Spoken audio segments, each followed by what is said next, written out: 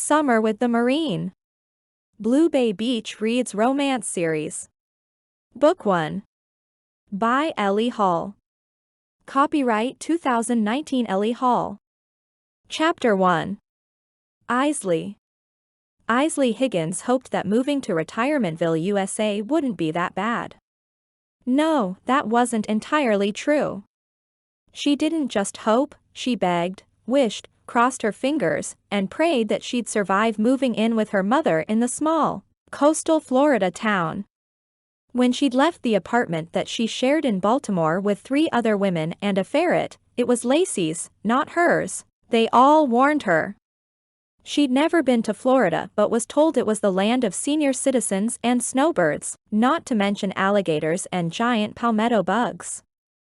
Her mother had retired after working in the admissions office at Rutgers University Camden for 30 years, and soon became one of the many retirees to flee cold northern winters to the Sunshine State.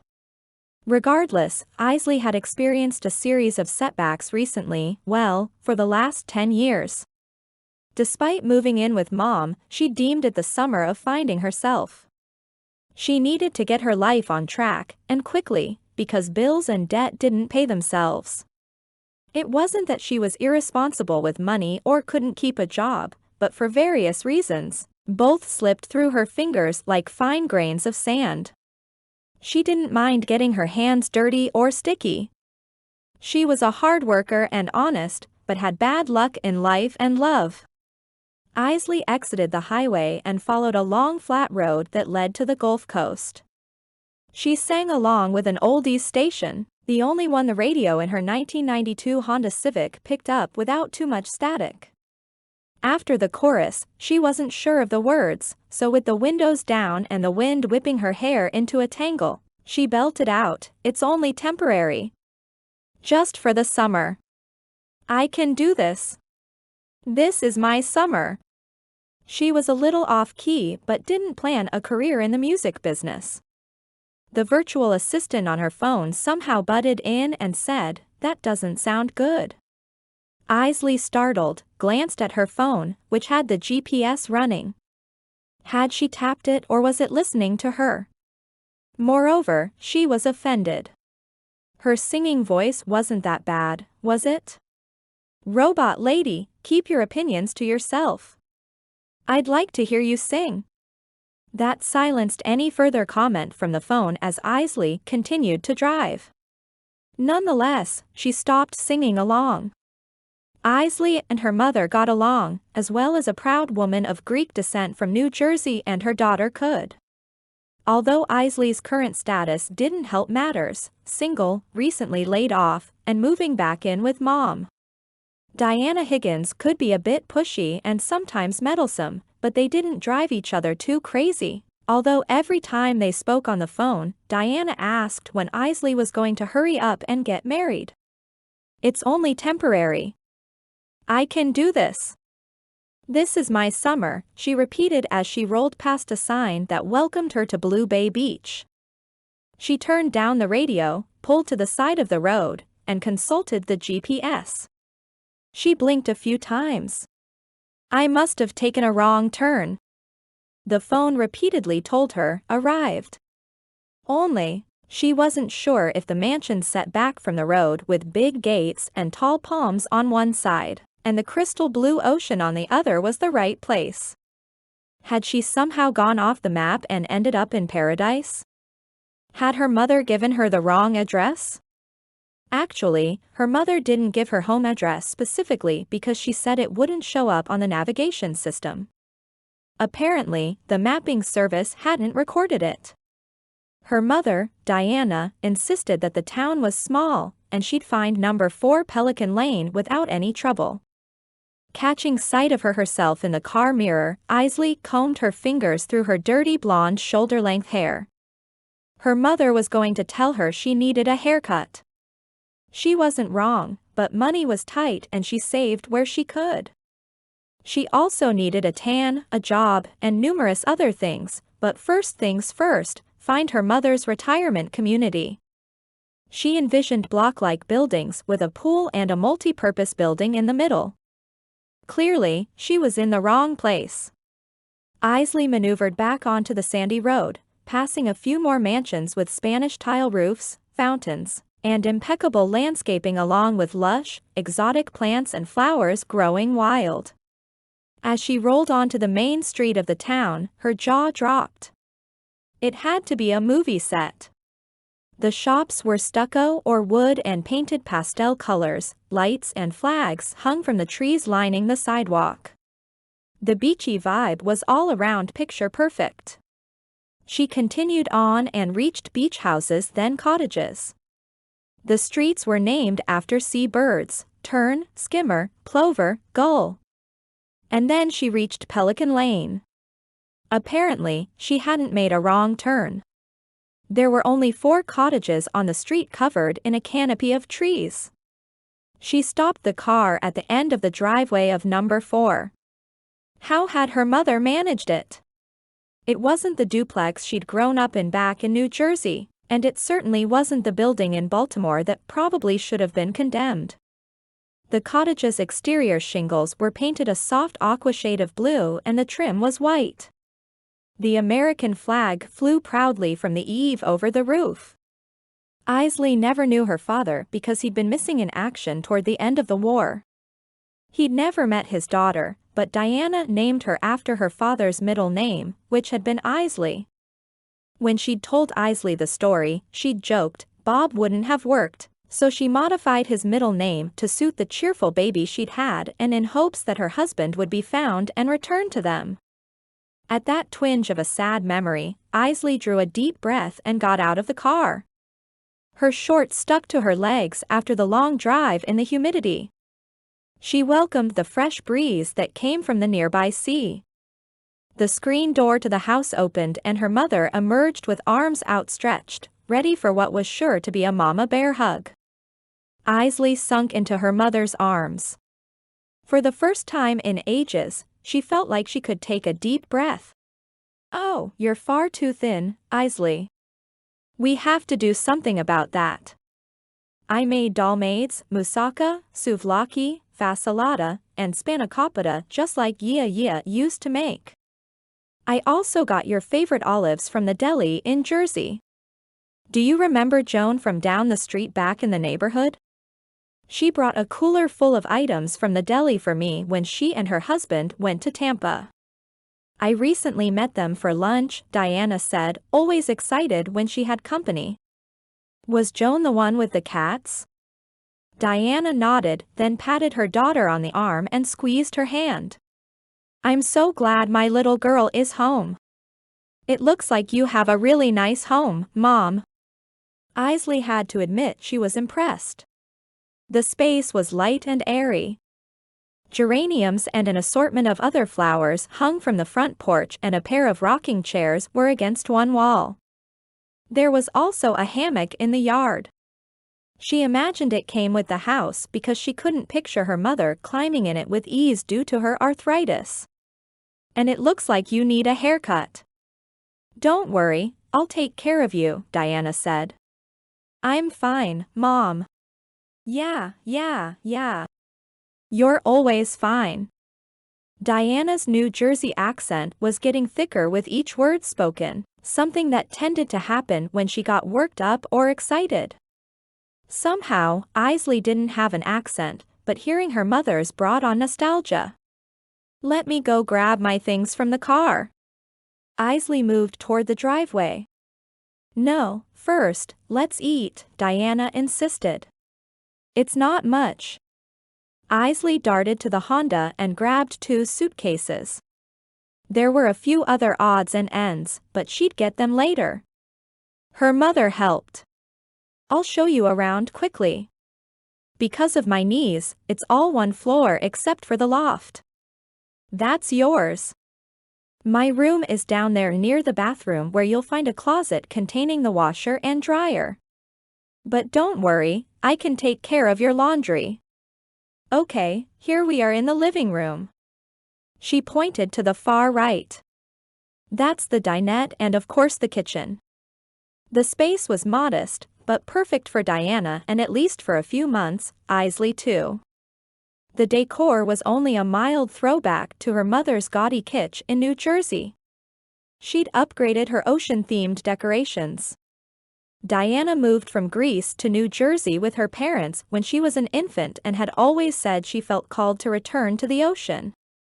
So in central New Jersey, she decorated their home with as many seashells, hand-painted signs with beach sayings, metal wall hangings with seahorses, flip-flops, and other items, and even had a flock of flamingos in the front yard. At Christmas time, they lit up. "You did a great job, Mom, and it smells delicious." "Of course it does. Today we celebrate. I'm so happy you're home." Even though Eisley wouldn't expect or even let her mother wash her laundry, she was happy she didn't have to lug her bags of dirty clothes and linens to the laundromat then leave with them damp, because she wanted to save her quarters for the parking meter. She also duct taped the monitor of her laptop to the keyboard and scrimped in countless other ways, like using cinder blocks and a wooden plank for her bookshelf, but she sold her books when her landlord raised the rent. The job market was tough, and Eisley did her best. "You didn't bring much," Diana noted. "I left a lot of my belongings behind. I'm ready for a fresh start." She took a deep breath and was also happy because the house already felt like home. She gave her mom another hug. "I know the last few years have been tough on you. You tried hard, honey. You really did." Eisley struggled to smile and then made a dash for the kitchen. "I'm ready to eat." As they plated up lunch, which was more like a meal fit for a holiday or at least a crowd of 6 or more, Diana talked a bit about the house and town. Blue Bay Beach is the best kept secret on the Florida coast. "How'd you find out about it?" Eisley asked. "Kismet." "Kismet?" Eisley repeated. "Fate," Diana said. She got up from the table and then pulled an envelope from a basket next to what was clearly her spot on the couch. "About 15 years ago, I got this letter." She passed it to Eisley. The paper was yellowed and it had the classic blue and red airmail stripes around the edge. "Go ahead. Open it. I guess it got lost in transit. But it eventually found me and I found Blue Bay Beach."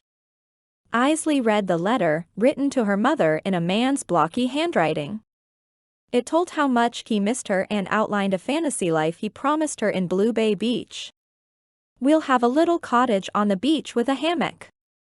The baby can run around with bare feet. We'll watch the sunset every night." Tears filled Eisley's eyes. Her father Bob aka Robert Eisley Higgins had signed it. "They never found him, but somehow he found me." Diana clapped her hands. "And you found Blue Bay Beach." Unnamed emotions flowed through Eisley that felt like a strange mixture of sadness and happiness. Eisley's mother nodded.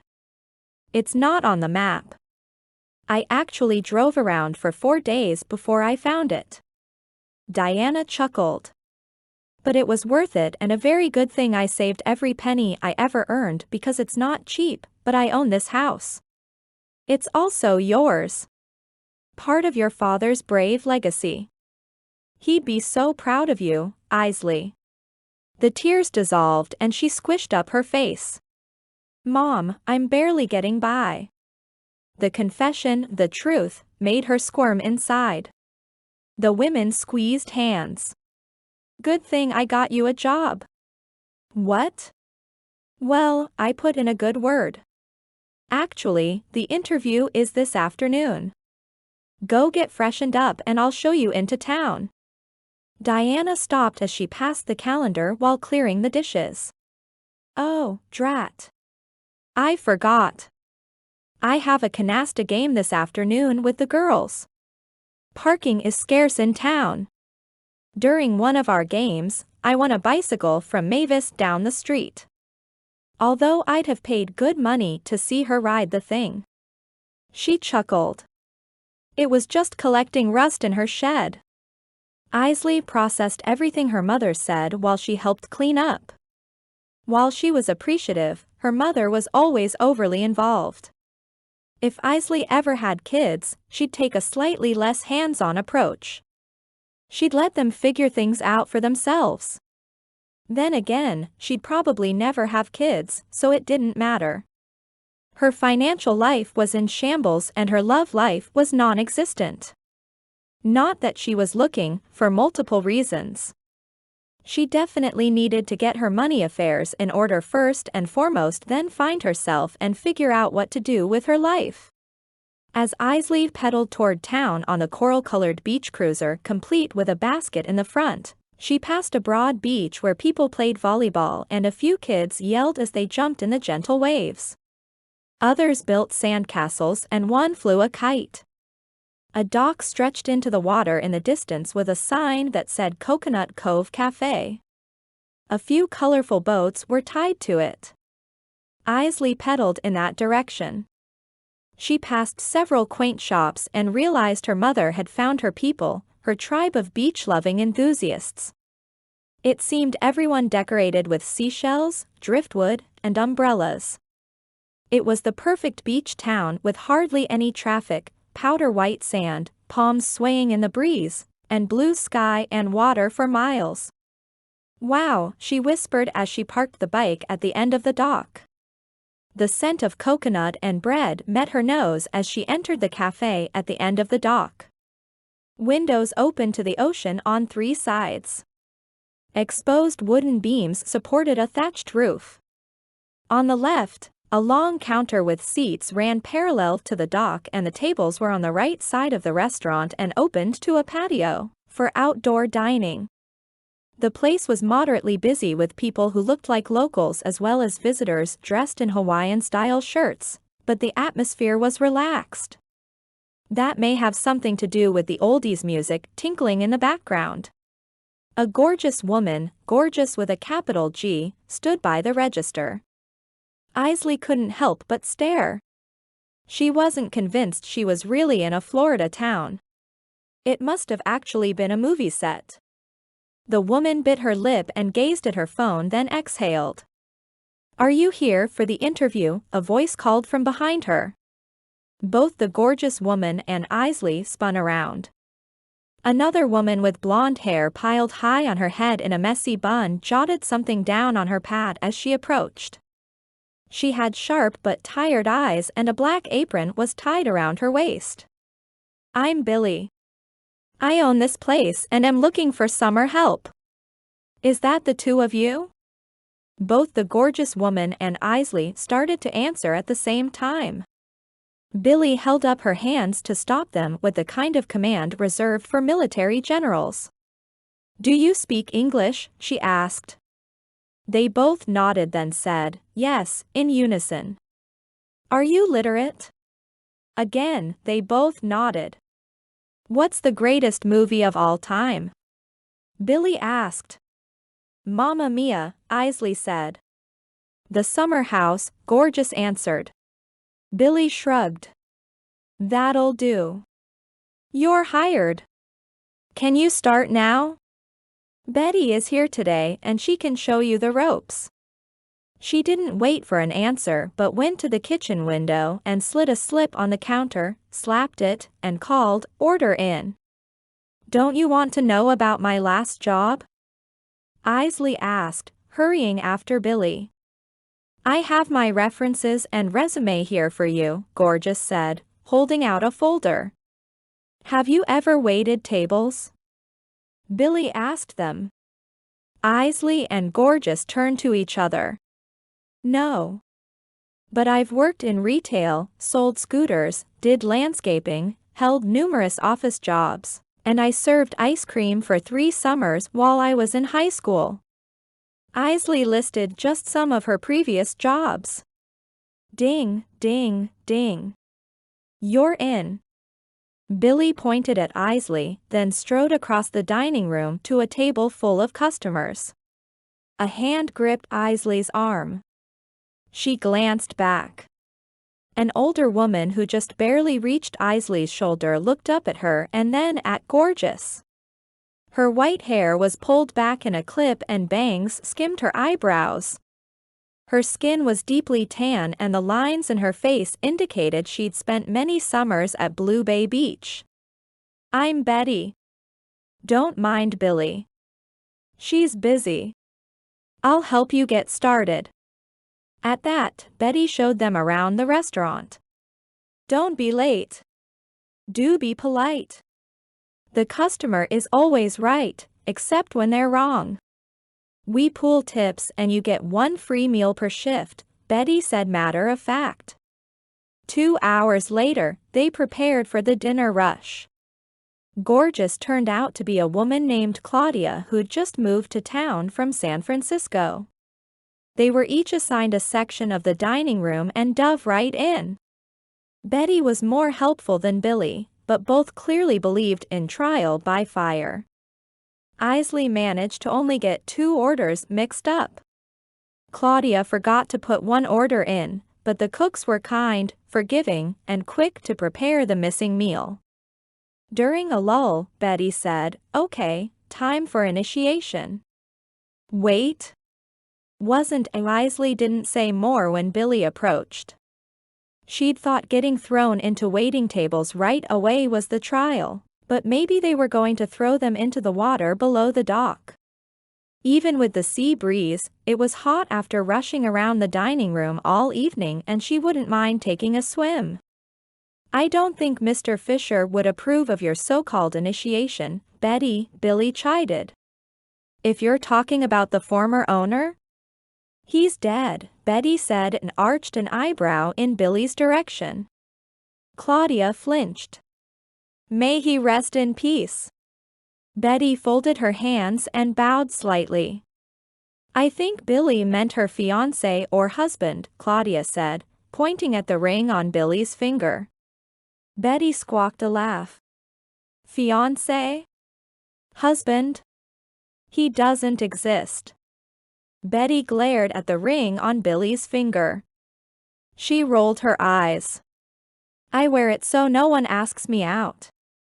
Believe me, half the guys who come in here aren't worth it." "What about the other half?" Claudia asked. "Are you both single?" Betty asked. "We know Billy is." Claudia nodded. Eisley glanced at her, not so sure that was the right answer. She suddenly wished she wore a fake wedding ring like Billy. "Okay, are you ready for the initiation?" Betty asked. "No," Claudia and Eisley both said. "The rule is, you have to go on a date with the next fellow you wait on." "Is this, like, a dare?" Eisley asked. The older woman smiled and nodded. "It looks like the both of you could use a little fun in your lives. Plus, it's summer. There's nothing like summer love." Eisley wasn't looking for fun or love. She was looking for a steady job, good tips, and for the summer to pass quickly. Billy smirked. "Oh, you're in too, dear," Betty said, snagging Billy's arm. No. I'm not in the dating game." The restaurant owner held her hands up again. Apparently, it didn't have the same effect on the more senior waitress as it had on the 2 new servers. "You'll draw straws to see who goes first." Betty presented them. Eisley drew the shortest one. "You're up first, but you girls will take turns so I can keep up." Betty's eyes twinkled. "Next new customer is your first date, Eisley."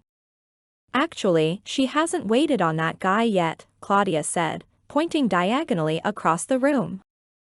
"I was getting over there, but Betty here got me distracted by her talk of initiation. I didn't know I was getting involved in a secret society or a sorority." "Well, you can consider us sisters. We're all family at Coconut Cove Cafe. Now, off you go." Betty clapped her hands. Eisley started walking in the table's direction and then glanced back. She needed the job, but she didn't want to date anyone. She could just go along with it for the evening and then brush the whole thing off. Pushing her shoulders back, she lifted her chin and took a deep breath. The customer's broad back was toward her as he leaned on the table and studied the menu. His white t-shirt stretched across the taut muscles of his back. A tattoo on his bulging biceps peeked out from the sleeve, definitely a military symbol. His close-cropped hair couldn't decide if it was dark blonde or light brown, just like Eisley's. She smoothed her fingers through her own hair, reminded of her best friend, the boy who'd forever won her heart, and then, much like her father, disappeared into the military. Only, as far as she knew, he wasn't missing in action. No, he was sitting at the table at the Coconut Cove Cafe. Chapter 2. Ford. Ford sensed someone approaching from behind. He'd have sat with his back to the wall, but the walls were mostly windows at the restaurant, so he angled himself the best he could to get a view of the open air and ocean along with the dining room. His muscles tensed as the floorboards creaked at his back. "Dude, you're a civilian now." "It's okay," he murmured. Ford's discharge officer had suggested, and since he was senior to him, suggest was all he could do, that the Marine see a counselor for a few weeks as he integrated back into society. The counselor had suggested Ford put himself in situations that were mildly uncomfortable to prove to himself that he was safe and didn't have to always be on high alert. It was a way to retrain his mind so he could relax after serving in the military for over a decade. He owed it to Coco and to anyone who had the unfortunate experience of crossing his path if he was zone ready, as the infantry unit called it. He also practiced a few of the cleansing breaths the counselor had taught him. Previously, his life had been organized, regimented, and strategic. Recently, it had turned random, chaotic, and a battle to stay awake after a few long nights of teething. Ford sighed, scrubbed his hand over his face, and sat up straight as the waitress reached the table. "I'm supposed to ask you on a date," she blurted. At those words and the familiar-sounding voice, a jolt of shock rushed through him, but his face remained an impassive plane. Ford hadn't yet retrained himself to express emotion. Eisley Higgins stood in front of him with a black apron tied around her waist and her dirty blonde hair hanging to her shoulders. Dark eye makeup circled her honey brown eyes and her lips were stained a faint pink. Her t-shirt said "No bad days." She wore sneakers on her feet and shifted from side to side as a full-body ripple moved from her head to her toes. She was never good at hiding her feelings and was somehow as cute as he remembered, having hardly aged at all. In fact, she was prettier than ever. A ripple moved through him that had nothing to do with nerves. Ford couldn't help but stare. Her eyes grew wider. "Actually, I think you're supposed to ask how I'm doing, if you can get me anything to drink, or if I'm ready to place my order." Any of those would have been appropriate. His tone was light, joking. Her mouth opened and closed. Color rose to her cheeks. "You don't recognize?" Ford nodded and then gave into the smirk forming on his lips. "Of course I recognize you. Or you could have asked me where I've been. Or what you're doing here." Her sweet voice was practically a whisper. "I'm here for the summer," he answered. "Me too."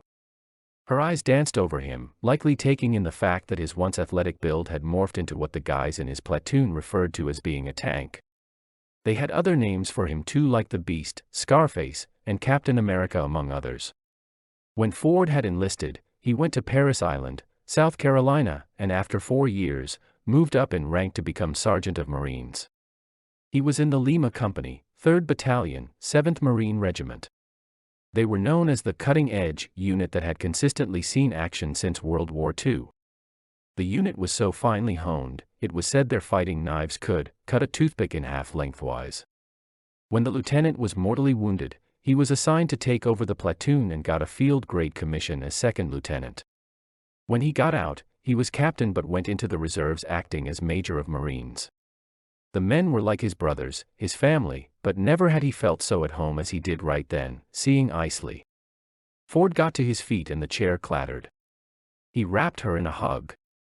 Amidst all the uncertainty, the upheaval, and the straight-up insanity of the last weeks of his life, Eisley, the most solid, loyal, and level-headed person he'd ever known, had appeared. He was quite certain God existed, even amidst the horror of war. He felt especially like someone was shining down a ray of sunlight on him, and it had nothing to do with the Florida weather. Gratitude washed over him, and he hoped he passed it to her because he wasn't sure he'd be able to find the words to express the way he felt. That wasn't his strong suit. She felt smaller in his arms than he remembered, or maybe he was bigger. His biceps were nearly the size of her head as he gripped her tight, holding fast like she was an anchor in the stormiest sea, weather worse than any war he'd fought in. Well, almost. "Ford, you're crushing me," she choked out. He stepped back. "Sorry. This is such a surprise." She stood there, order pad in hand, as her expression spanned the spectrum from wide-eyed and shocked to smiling and full of glee like the Eisley he'd always known. Then she closed down with a scowl, an expression he'd never seen before. "What were you saying about a date?" Not that he was in the market. No, his life had just become supremely complicated and women would be out of the picture for a long time. But Eisley wasn't just any woman. They'd been best friends since 3rd grade when he'd moved to town. They'd fallen out of touch in recent years. Well, to be precise, he'd distanced himself when feelings he knew better than to disclose overwhelmed him. She started laughing. That was something he hadn't done for months, maybe years. But her laughter was welcome. It was the sound of freedom, ringing in his ears, reminding him of home. She turned to the restaurant counter, then back to him. She cupped her hand over the side of her mouth and called, "Is this some kind of setup? Like one of those reunion shows?" "Mom, you can come out now," she shouted. The restaurant had slowed for the evening, and Ford tugged her down to the empty chair beside him. "What are you talking about?" His mind was already wreathed in so much uncertainty, an entirely foreign feeling when he'd been fully trained to be in command at all times. At the moment, he was fully confused. "I don't understand. Isn't this some kind of joke?" Eisley asked. "No, I just came to grab dinner. I wanted the surf and turf. A glass of soda and a nice view.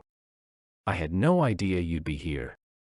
Her eyes flicked from him to the slivers of orange and yellow reflected off the glassy water as the last drops of sun faded. "Maybe it's fate." He shrugged. She got to her feet and scribbled down his order. "What kind of soda do you want, sir?" A crease formed between his eyebrows. "Are you mad? I thought we were friends. Best friends." Sadness pinched her eyes as though his past wrongdoing caught up to her. "We should talk. So much has changed. I don't even know where to begin." Before arriving in Blue Bay Beach, Ford had received one piece of life-changing news and then a second. He had hardly processed either, which was partly what brought him to the small town. He needed to land, to regroup, and to figure things out. But whether it was fate or providence, he'd just been thrown another curveball. He wasn't looking to date or even be in a relationship, but he had a friendship to repair. He just wasn't sure how. He and Eisley had met during lunchtime at the Little Brick Elementary School in New Jersey. It was a zoo and the cafeteria monitors were chatting in the corner. A kid named Willie Lingberry teased her about the Greek food in her lunchbox. She was on the brink of tears and locked eyes with Ford. As though strengthened by that brief connection, instead of succumbing to sadness and embarrassment, she turned to Willie. "I dare you to try it." Willie made all kinds of grossed-out noises. Ford stepped up. "I'll do it." Eisley gave him a bite of what looked like a very small burrito wrapped in a green leaf and stuffed with rice and cheese. She called it a dolmade.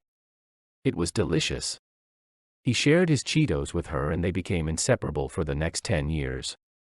Then things had changed after prom.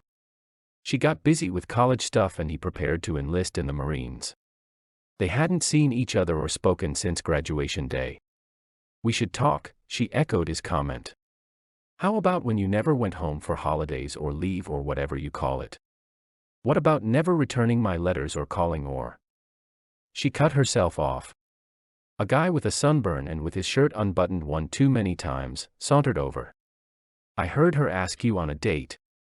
If not, I'd certainly be interested." He leered at Eisley. Ford's muscles tensed and he forced down the growl in his throat. Chapter 3. Eisley. Before Eisley could protest or explain, the whole thing had been a new employee initiation, aka dare, instigated by Betty. Ford got to his feet. He towered over both her and the sun-baked guy who'd asked her on a date. A scar that must have happened after high school ran from Ford's outer left eyebrow and through what had once been his perfect cheekbone. However, it didn't quite reach the strong edge of his jawline. "She's taken," Ford said. The other guy skulked back to his table. "I'm taken?" "No, Ford, I'm confused," she hissed. She gazed around the dining room. "And I'm at work. It's my first day. This is just," she waved his order slip between them. "It's unbelievable." She wandered toward the order window in a daze. After slapping the slip down and shouting, "Order in," she started to get him the soda he'd requested. Asking him what kind of soda was silly because he'd always just drank carbonated water with a squeeze of lemon. Said it always reminded him of what life gave him, a little spin on the common saying about when life gives you lemons. She was his lemonade. Their friendship. When Ford said soda, he literally meant soda water unless that had changed. It seemed so much had. He'd always been strong and athletic, he'd played football in high school, but the man at table 8 was another beast altogether. She wondered if being in the military had hardened him up on the inside as much as the outside. It must have, considering he didn't reach out to her for over 10 years. "Wow. You move fast," Claudia said with a laugh as Eisley tallied up a slip for another customer. "The girl skips pleasantries, awkwardness, and flirting," Betty said. She moved right into the embrace. Billy's eyebrow arched. "He's quite the specimen," Betty said. "And you already have competition." Betty indicated the other guy who'd approached her. "I'd hardly say there was competition there." Billy smirked. No, Eisley said, waving her hands in front of them. "Ford and I are friends." She swallowed hard and corrected herself. "We were friends. This is a story I want to hear right after I bring table 3 yet another fork." It's the third that the ladies dropped since she sat down. "I think she just wants me to earn my tip." "Dang tourists." Betty scowled and scooted away. "Claudia, will you bring him his drink?" Eisley asked the other new girl. "Order up, Claudia," the cook shouted. Claudia bit her teeth together, revealing the perfect gap between the first two. "I'm sorry, Eisley. I forgot to put in another order and my table has been getting cranky while waiting." Eisley reluctantly brought Ford his soda water with lemon. His elbows rested on the table and his hands were stacked with his chin resting against his massive fist. "Thanks, Eyes," he said, calling her by the nickname that sounded the same as the beginning of her name that he'd started using after she'd tried to explain how to pronounce her name. "When do you get off your shift?" he asked. She shrugged. "I literally started today, so I have no idea. I'll be waiting." His voice was even deeper than she remembered. Her shoulders dropped. No, she needed to process his return to her life, never mind the fact that she'd driven about 20 hours in the last 2 days, discovered paradise, and moved in with her mother. But she'd waited over 10 years to see him again, and if he was willing to meet with her, if she wasn't at risk of falling asleep, she'd do whatever it took to find out what had happened between them. When she returned to the area behind the counter, the others were waiting. "So tell us about your first date."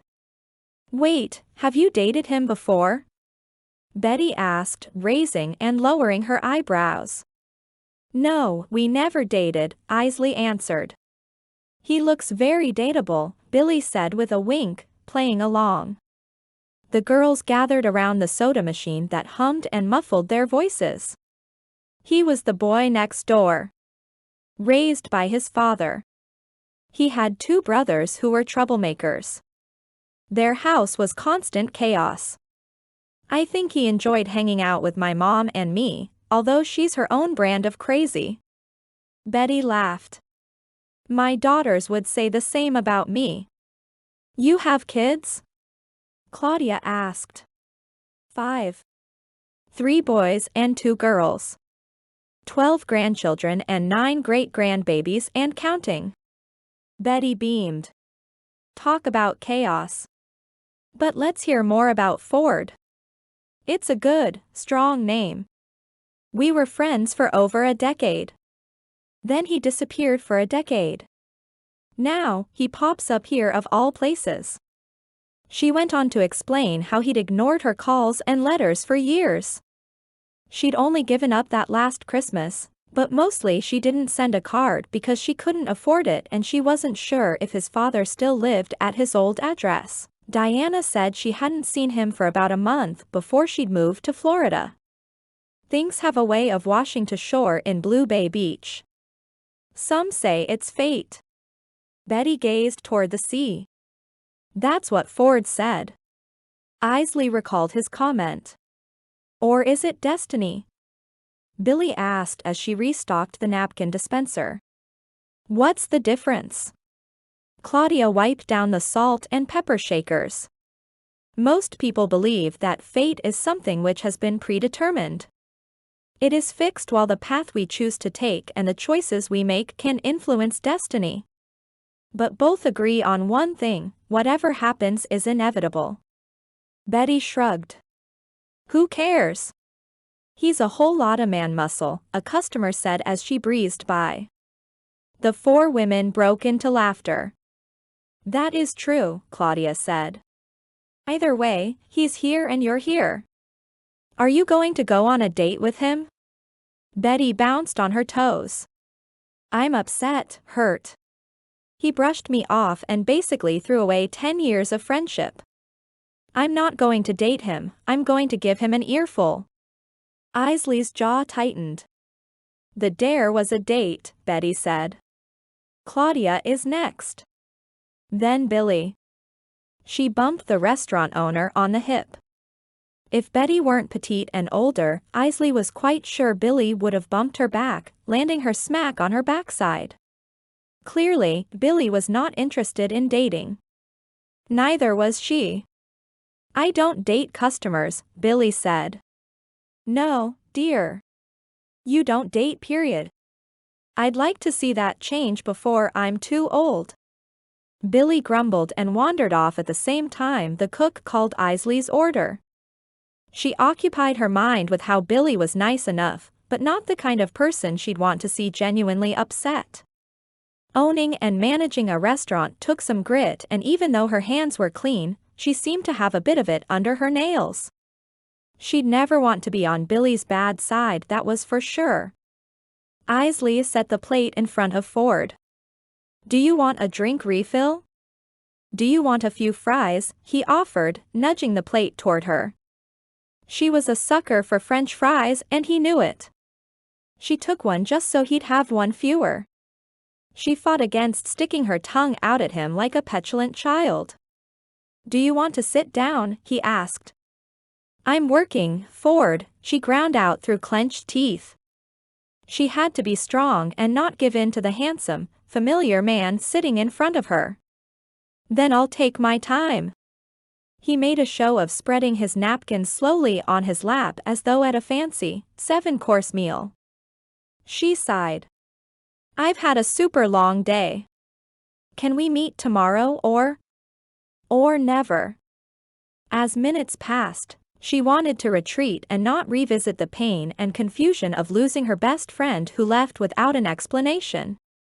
As much as she wanted to talk to him and hear his side of the story, she became equally afraid of what she'd hear. What she knew to be true, what she'd proven. She was no better at keeping money in her bank account than she was at keeping a decent man in her life, whether as a friend or more. Can I have your number? He asked. He pulled out his phone and passed it to her. The password screen appeared. She typed in her birthday without thinking because that was her code. The phone opened up. Eisley shifted back on her heels. Ford's eyes locked on hers, causing her stomach to churn and a knot to form in her throat. Why would he have her birthday as his phone password? It must have been a coincidence, just like everything that day, not kismet as her mother had mentioned or fate or destiny. She punched in her number and then went back to refill his water. The glass overflowed because she couldn't stop thinking about Ford. The cut of his jaw and the scar that nearly reached it. The way his eyes sparkled when he looked at her but turned flat when he glanced away. When they were younger, they'd been the kinds of friends who knew the locations of moles and freckles and how his second toe was longer than the big one. He was privy to the fact that there was a spot just below her rib cage that was always ticklish. What had happened? What kept him away? As Eisley returned to the counter, she felt his long lingering gaze. Her coworkers all stared at him like they were about to swoon. Her nerves were as frayed as the ropes on the dock. I need something sweet. Eisley's eyes landed on a pie in a refrigerated case. Pie. Oh, pie, please. Does that count as a meal on my shift? She asked. Betty was already cutting her a piece. One slice and all is right. That's what I always say. She cut a second piece and delivered it to Ford's table. Eisley groaned when she heard Betty say the pie was on the house. In fact, he glanced over his massive shoulder in her direction, but she quickly ducked behind the soda machine. At last, he went to the register to pay his tab. Eisley nearly charged him $1,000 as her shaky hands stabbed the keys on the machine. I'll call you, he said as he took the change, but left the bills for a tip. Then he sauntered down the dock. After they closed for the night, the four women cleaned up and then sat at a table by the window open to the ocean. The warm breeze was soothing, and as Eisley finished her pie, she realized there were worse places she could be. So, we know about your former flame, Betty started. Ford is not my former flame. I stand corrected. Your current flame. Betty giggled. He's not my anything other than my ex-friend. Betty and Billy exchanged grins. The older woman looked up at Eisley over her glasses as she tallied the tips. Stay in this business long enough and you start to recognize things. Love, for instance. It's one of those things that's almost impossible to explain or understand. But it marks people in a unique way that's almost visible if you know what to look for. Love, Eisley stammered. Love, Betty repeated. Billy rolled her eyes. Claudia looked on as though the conversation was about as comfortable as being thrown in the ocean fully dressed, on a winter day. Eisley shoved the last bite of pie in her mouth.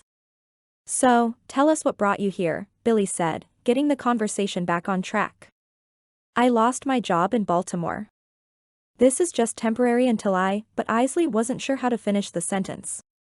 What did you do there? Claudia asked. I worked in the office at a car valet. She then went on to list the dozen jobs she'd had over the years that barely kept her rent and bills paid. As she looked at the last decade of her life, she'd been in a sort of limbo, not using her degree because that meant committing to something. It was as though she was waiting for something to happen or maybe someone to return to her life. I'm not sure what I want to do when I grow up, she whispered. Those were the same words she'd spoken to Ford during one of their last conversations. He was preparing for the Marines and she was getting ready for college but hadn't declared her major. They'd been going over ideas along with her strengths and interests. She'd never committed and simply got a liberal arts degree. What was that? Betty asked. I don't know what I want to do when I grow up, which is a problem since I'm nearly 30. They all started chattering about their various careers. Billy was basically born into the restaurant biz. Betty was a people person and worked a couple of shifts a week so she didn't drive her husband mad. Claudia was a musician and in the process of getting her master's degree in music theory. I always told my kids to dream big, but plan big too because life can happen even when you're not asleep. So be awake on your feet. Take action to bring your dreams to life. Betty smiled softly, then tucked her tips into her purse. As Eisley rode the bike back to the cottage that night, all she wanted to do was sleep, but she remained on the steps of the porch, reflecting on the day and Betty's words about fate, destiny, love. Dreaming big, but planning and taking action floated around in her mind. The scent of coconut wafted in the air, and she had a sudden craving for ice cream. Chapter 4. Ford. Standing on the upper deck of the house he'd recently inherited, Ford took in the sweeping vista of the bay. It was indeed as blue as the sky. The sun was bright and beamed off the white sand beach in the distance. Just a quick jaunt across Mansion Mile and he'd have his feet in the water. A small hand tugged on his. Their eyes met. So much blue. He scooped Coco into his arms. His daughter was another anchor in the storm of his life, and yet she'd partly caused it. He sighed, pecked her on the temple, and the two bobbed down the stairs. They crossed the street and waded in the water on the private beach, collected a few seashells, and reapplied sunblock twice. Thank goodness there was a manual for how to take care of a 2-year-old's basic needs. Unfortunately, there wasn't one for how to mend her heart. At least he assumed it was broken. The story of his ex-wife's negligence and her untimely death certainly broke his. It wasn't that he'd still loved Tina or felt any affection for her, but she'd kept him from his daughter and made a series of decisions that were devastating. He'd hired a nanny as they made the adjustment as a family, but Ford wasn't sure what his next steps were. He figured having help would be temporary because he wanted to spend as much time with his daughter as he could to make up for lost time, time he could never get back, time that was taken from him. His heart was broken for his daughter but hardened to his ex. After seeing Eisley, it had started beating faster. With her sudden appearance in his life, he had more to figure out, and nap time was all he had at the moment. His phone beeped in his pocket. He tapped in his password. It was a message from the lawyer. He'd get to it later. When he'd placed the phone in Eisley's hand the evening before, he expected her to declare that she didn't know the password. Then he'd tell her, and maybe that would soften the tension between them. He wanted the gesture to say what he couldn't put into words. That rarely a day passed when he didn't think about her. That he was sorry for ditching her, for hurting her, and for confusing her. That he wanted to be friends again. That he'd never stopped being friends with her, at least in his mind, but it was what was in his heart that was the difficult thing that he couldn't put into words. Marrying Tina had been a mistake, a rash decision after the war, an attempt to capture what he wanted most, a family, stability, a home to return to. She'd given him a headache, heartache, and a solid need to question his judgment. He thought he was doing the right thing. It turned out his ability to do the right thing had been compromised when he'd left Eisley and never responded to her. He was a God-fearing man, but if there was such a thing as fate, perhaps there was karma too, and Tina leaving him was payback for ditching Eisley. However, Tina had also given him a daughter who he adored, even though that had been a complete surprise. In a strange way, life had a way of working out when he stopped fighting against it. He tapped Eisley's name in his phone. It rang and rang. Her message was short. "It's Eisley. Leave a message. Hey, Eyes. It's Ford. Not sure if you're working or busy, but I'll be at the beach next to Coconut Cove Cafe in an hour and a half if you'd like to meet up and talk." The words came out a jumble, as though he'd forgotten how to speak properly, or at least speak to her. Perhaps it was so much time spent with a 2-year-old. Ford slathered on more sunscreen, moving carefully around the scar. It had healed well, but from time to time the bone beneath still felt bruised. He was already tanned from years spent outside doing drills, training, and fighting, but he'd recently seen some old-timers around Blue Bay Beach and took to heeding his doctor's warning about using sunscreen. He was new to listening to others, well, aside from those in command, but he was doing his best and would certainly listen to Eisley because no doubt she had a lot to say. Back at the mansion, he and Coco had a snack, some water, and then he settled her in for a nap before the nanny arrived. When she did, he informed her he'd be out for a few hours. The garage of the mansion housed a Jaguar, a Maserati, and a Bentley, all courtesy of his benefactor. He was considering getting a minivan to replace his Jeep, but the beach next to Coconut Cove wasn't far and the town wasn't welcoming of cars, so he went on foot. Plus, the walk would give him a chance to figure out how to explain things to Eisley. Instead of cooperating, his mind crossed out all his ideas and then scribbled over them like a toddler with a crayon. His thoughts repeatedly drew back to Eisley. Big honey brown eyes, bee-stung lips, apple cheekbones that lifted when she smiled. His stomach growled. He stopped at the Coconut Cove Cafe. Eisley wasn't there, she must have had a later shift that day.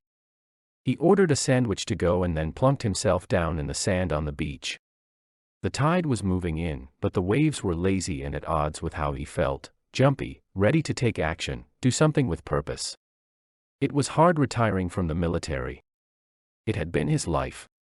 Now, he was adjusting to the new one that had been thrown at him from left field.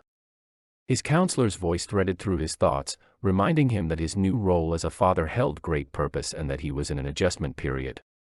At the same time, he heard his name. "Hey, Ford, is that you?" It wasn't Eisley, but a woman he'd met when at the market. Being a single father was ladybait, or perhaps it was the sizable house he'd moved into. He'd hooked at least 3 in the week he'd been in town. Not that he was interested. Not at all. They chatted for a minute, then a long shadow crossed the sand. "You're here," Ford breathed, accidentally interrupting the woman who was letting him know she'd love to have him over for dinner later that day and that she was single and that she loved kids.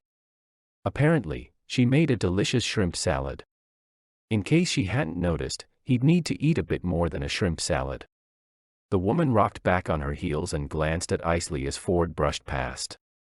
He couldn't hide his smile, directed at Eisley, looking like pure summertime ease, wearing a sundress. She was the person he wanted to hear laugh again.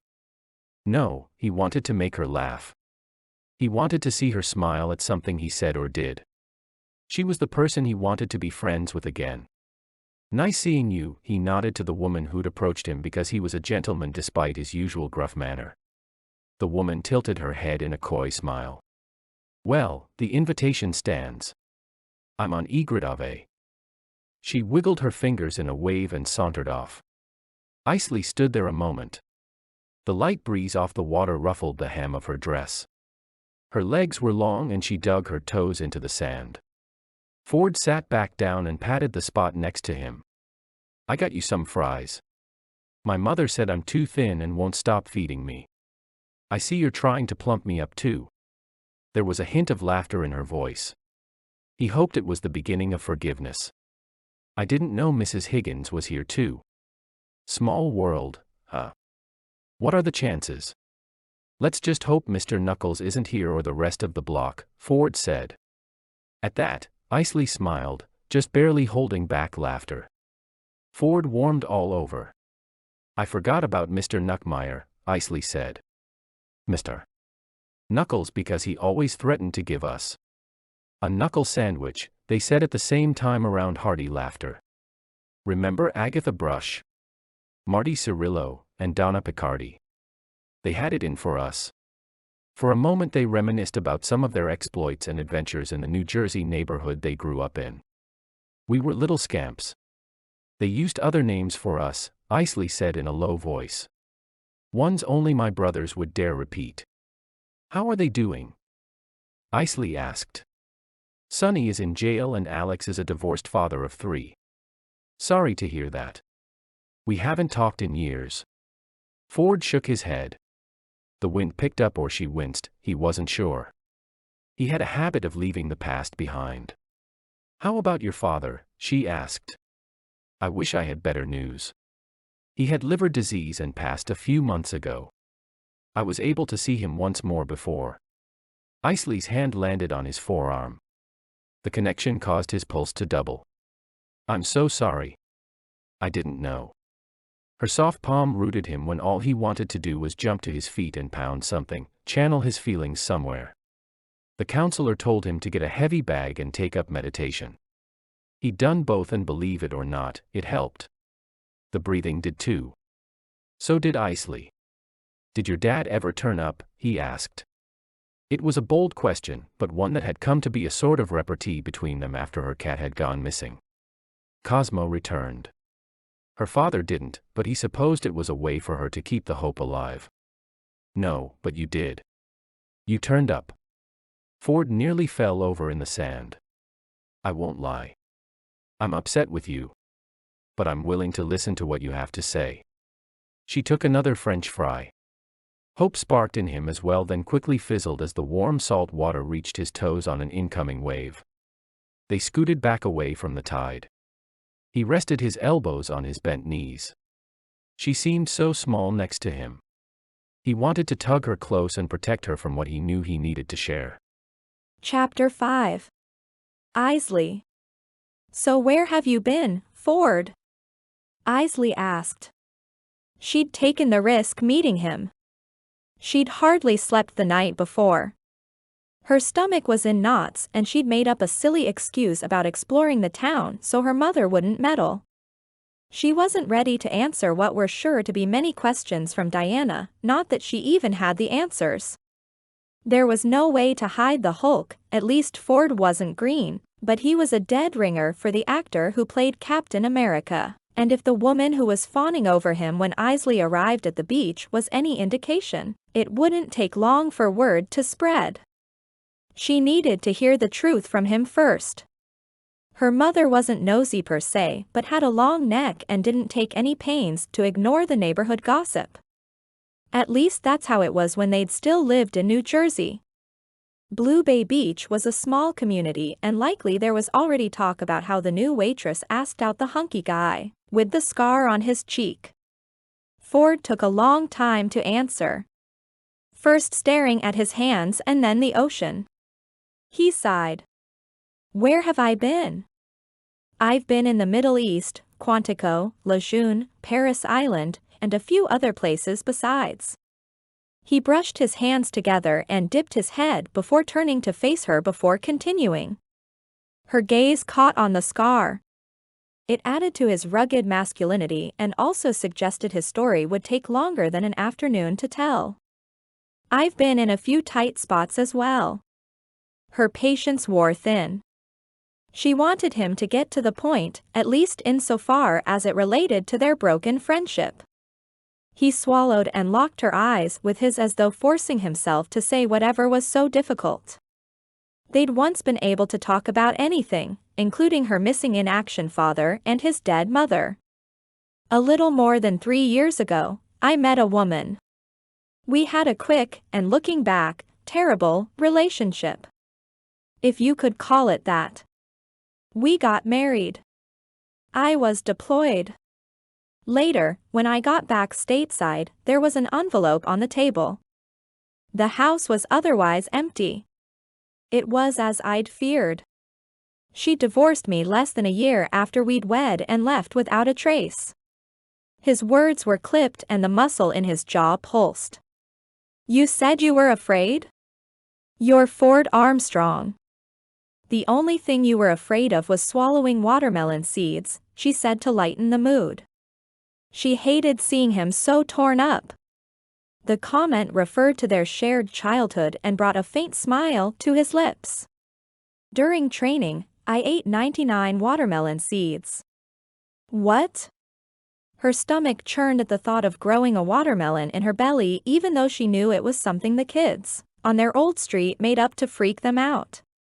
It was a bet. To eat 99 watermelon seeds? That's cruel. Did you win the bet? Was it worth it? I lost the bet because I was supposed to eat 100 seeds. But as I brought the last one to my mouth, I thought of you. So yes, it was worth it. It was as though speaking those words took all of Ford's courage. His eyes blazed, then he turned his attention back to the ocean. It was hard to remain angry at him. It was as though they both fought against falling back into what once had been such an easygoing friendship with laughter and conversation that flowed like the water by their feet. Anyway, my ex left me. Then about a month ago, I learned she'd died from a prescription pill overdose. Oh, gosh. I'm so sorry to hear that. A wrinkle of concern formed between Eisley's eyebrows. Ford shook his head. It's tragic, but don't be sorry for me. He must have loved her. She couldn't imagine. Then she realized that she could. Betty was almost right. She had loved Ford. Past tense. And he'd left her. Granted, he didn't die, but he went off to war, and like her father, she wasn't sure he'd survived until the very day before. But he was alive, and that was the most she could have hoped for. He didn't owe her anything. Relief washed through her and took the sharp edges of her anger with it. They'd both suffered so much, why not just let the past go? My ex, Tina, had her troubles. Looking back, I hardly knew her. Her favorite color? Ice cream flavor? Movie? He shrugged. I didn't even know her long enough to memorize her birthday. It was sometime in March. That's all I know. Eisley bit her lip. On the other hand, he did know her birthday. In fact, when they were younger, they'd always surprise each other with a birthday adventure that took them out of the neighborhood. It all happened so quick. We dated for a few months, got married, then I was called away. At the time, I figured the divorce was for the best. I didn't want my wife to have to live in the shadow of whether I made it through another day out there. You know? Ford turned to her. The proximity of the ocean almost made his blue eyes look green. Was he trying to tell her something? I also have a hard time sometimes. I was trained to push everything down, away. It sometimes comes out. I guess I wouldn't have wanted her to have to deal with that either. Do you mean like PTSD? She'd heard about it plenty through charity work with veterans her mother did in her father's memory. Yeah. Wounds aren't only visible on the body. I guess. How'd it happen? She pointed at the scar. Oh. This? I got this in a bar fight. Eisley swallowed thickly. His eyes crinkled. I'm kidding. Laughter helps me to cope. No, it was a piece of shrapnel. My vision is a little foggy on the left side, but I'm lucky I'm not blind or dead. I'm glad you're not blind or dead. It's funny, being here and seeing you again has given me a new way of looking at things. He got to his feet as though realizing something important right then. There's so much loss and death, but also so much hope and new life. That's a really good way to look at things.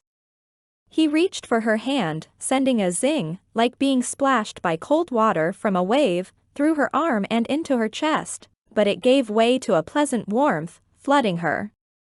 Remember what you asked me yesterday? Ford asked. If you wanted a drink refill? She knew what he meant, but wanted him to hear him say it. The corners of his mouth lifted. The smile reached his eyes, skewing the scar. My answer is yes. Yes, you'd like some more water with lemon? Yes, I'd like to go on a date with you. That was a dare. Her eyebrow arched. All the same. I'd like to go on a date with you, Eisley Higgins. Well, it's about time. She tried not to smile. What's that supposed to mean? He asked with amusement in his eyes. She dropped his hand, smiled, and started toward the street. I'll pick you up at 6, he called after her. Do you know where my mother lives? I'll follow my nose. I could always tell when it was dinner time at your house and time for you to go home. But you'd never let me. Always saying you wanted to take one more bike ride around the block, needed more help on your homework assignment, or that the show was almost over. She walked slowly backward. Whatever it took for 5 more minutes with you. His comments kindled something between them. She waved and had to suppress the skip in her step as she left the beach. Had she been in a car accident on the drive south?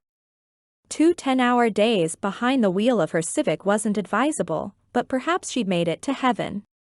No, if that were the case it wouldn't be so humid, causing her hair to frizz. Eisley spent the next few hours unpacking and then focused on making ice cream. Experimenting with combinations, getting the balance of flavors and consistency right was one of her favorite distractions.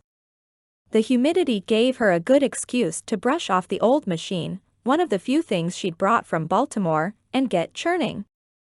The key lime coconut cream pie she'd tried at the cafe was beyond words. If she hadn't been so preoccupied with Ford's appearance, she would have sung its praises or asked Claudia to write a song about it. The tang of the lime, the smooth nuttiness of the coconut, plus the cream and graham cracker crust was beyond delicious. It inspired her. "Mom, have you ever had the key lime coconut cream pie at the cafe?" she asked as she researched recipes online and in her notebooks. "On Fridays, Betty makes an extra one for the girls and me who play canasta. We can polish one of those off in a heartbeat." Eisley laughed despite herself. "I want to replicate it as ice cream. You know, it's peculiar this town doesn't have an ice cream shop. Remember Tiny Twists and Putt-Putt on Wilson Drive?" Diana asked. "Of course I remember, I worked there 3 summers in a row. My favorite was Rocky Road and yours was." Her mother seemed to comb her memory. Eisley had a feeling Ford knew. Just as he knew her birthday, her favorite color, and movie. He knew all that about her and she knew it about him. "Black raspberry," Diana said. Eisley nodded. "Thank goodness I haven't lost my marbles. You'll look after me when I get old, huh, honey?" Diane's hair had become grayer than the rich dark brown it had once been. The lines around her eyes and mouth were more pronounced. She was still vibrant and youthful in her energy, it seemed even more so in the beach town versus New Jersey. Eisley wondered what it would have been like for her to grow up with a mother and father and to see them grow old together. There was a photo of her parents on the end table by her mom's spot on the couch. He had light, almost blonde hair. Would it be silver or salt and pepper? Would his ears seem to grow bigger with age as her grandfather's had?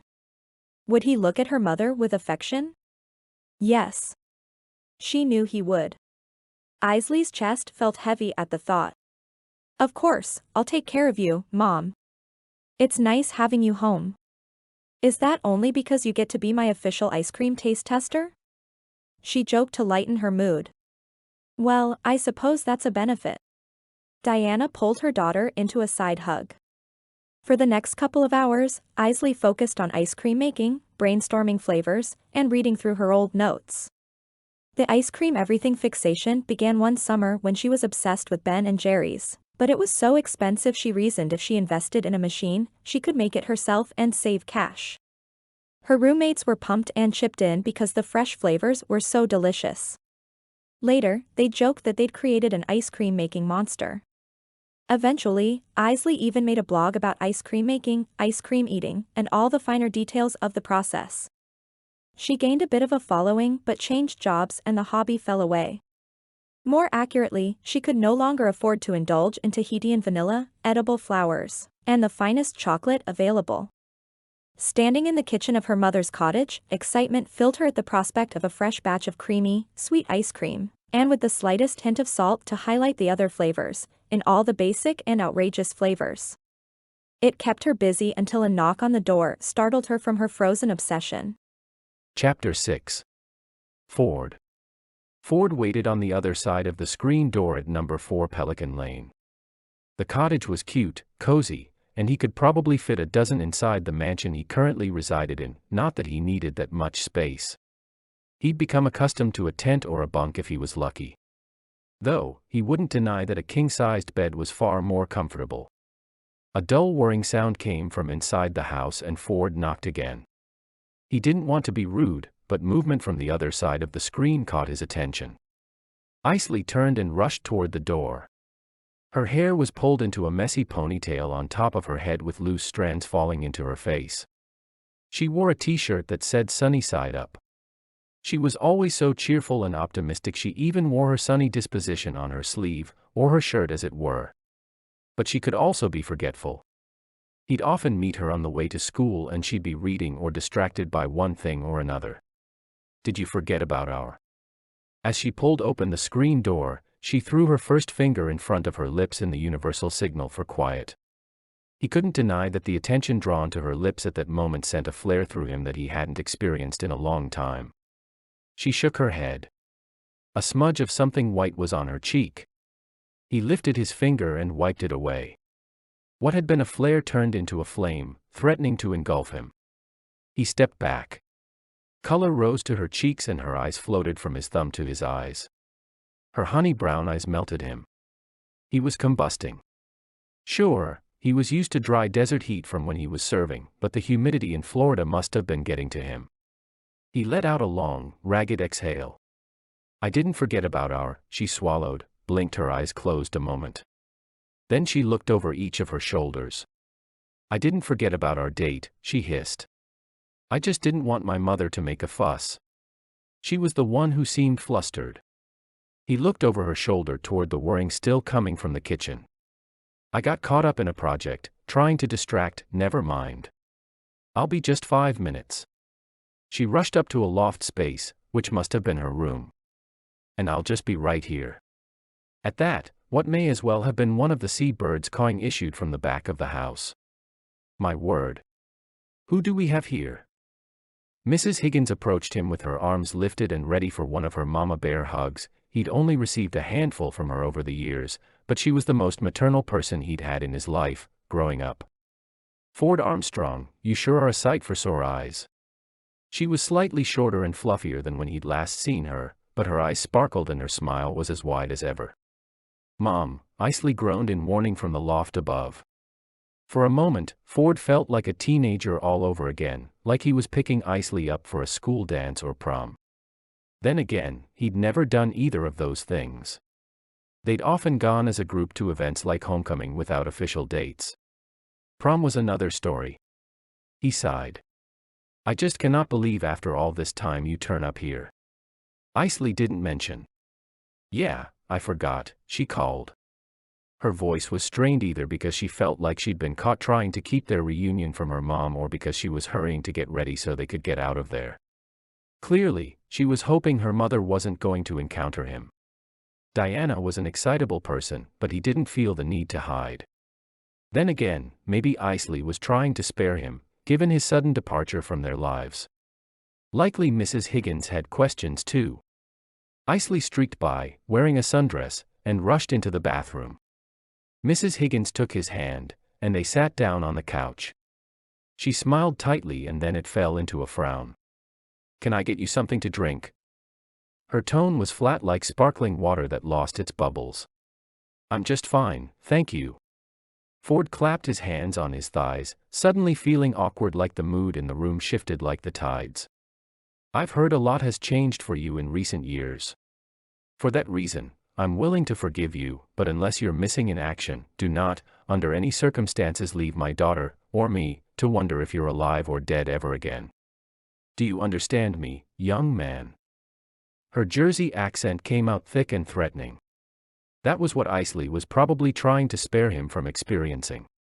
Yes, ma'am. Ford almost saluted. She leaned back and folded her hands in her lap. Now, if you need anything at all, I'm right here. I only raised one child, but I raised her right so you can trust me with that you did. Thank you. Did she know about the new addition to his life? Likely. Back in the neighborhood, she somehow knew everyone's business, but she wasn't a gossip. She just somehow knew things, everything. Then something awful occurred to him. She was always waiting for word of her husband's return or recovery. Ford's chest suddenly ached. He knew what it was like to lose good men. Mrs. Higgins had lost her best man, her husband. Eisley never knew Bob Eisley Higgins. His chin dipped toward his chest. It was backward, completely backward, but it was then Ford realized part of the reason he'd left and never looked back. He knew the path of the soldier meant he might not return. He didn't want to get closer to Eisley in the event she lost not one, but two of the men in her life.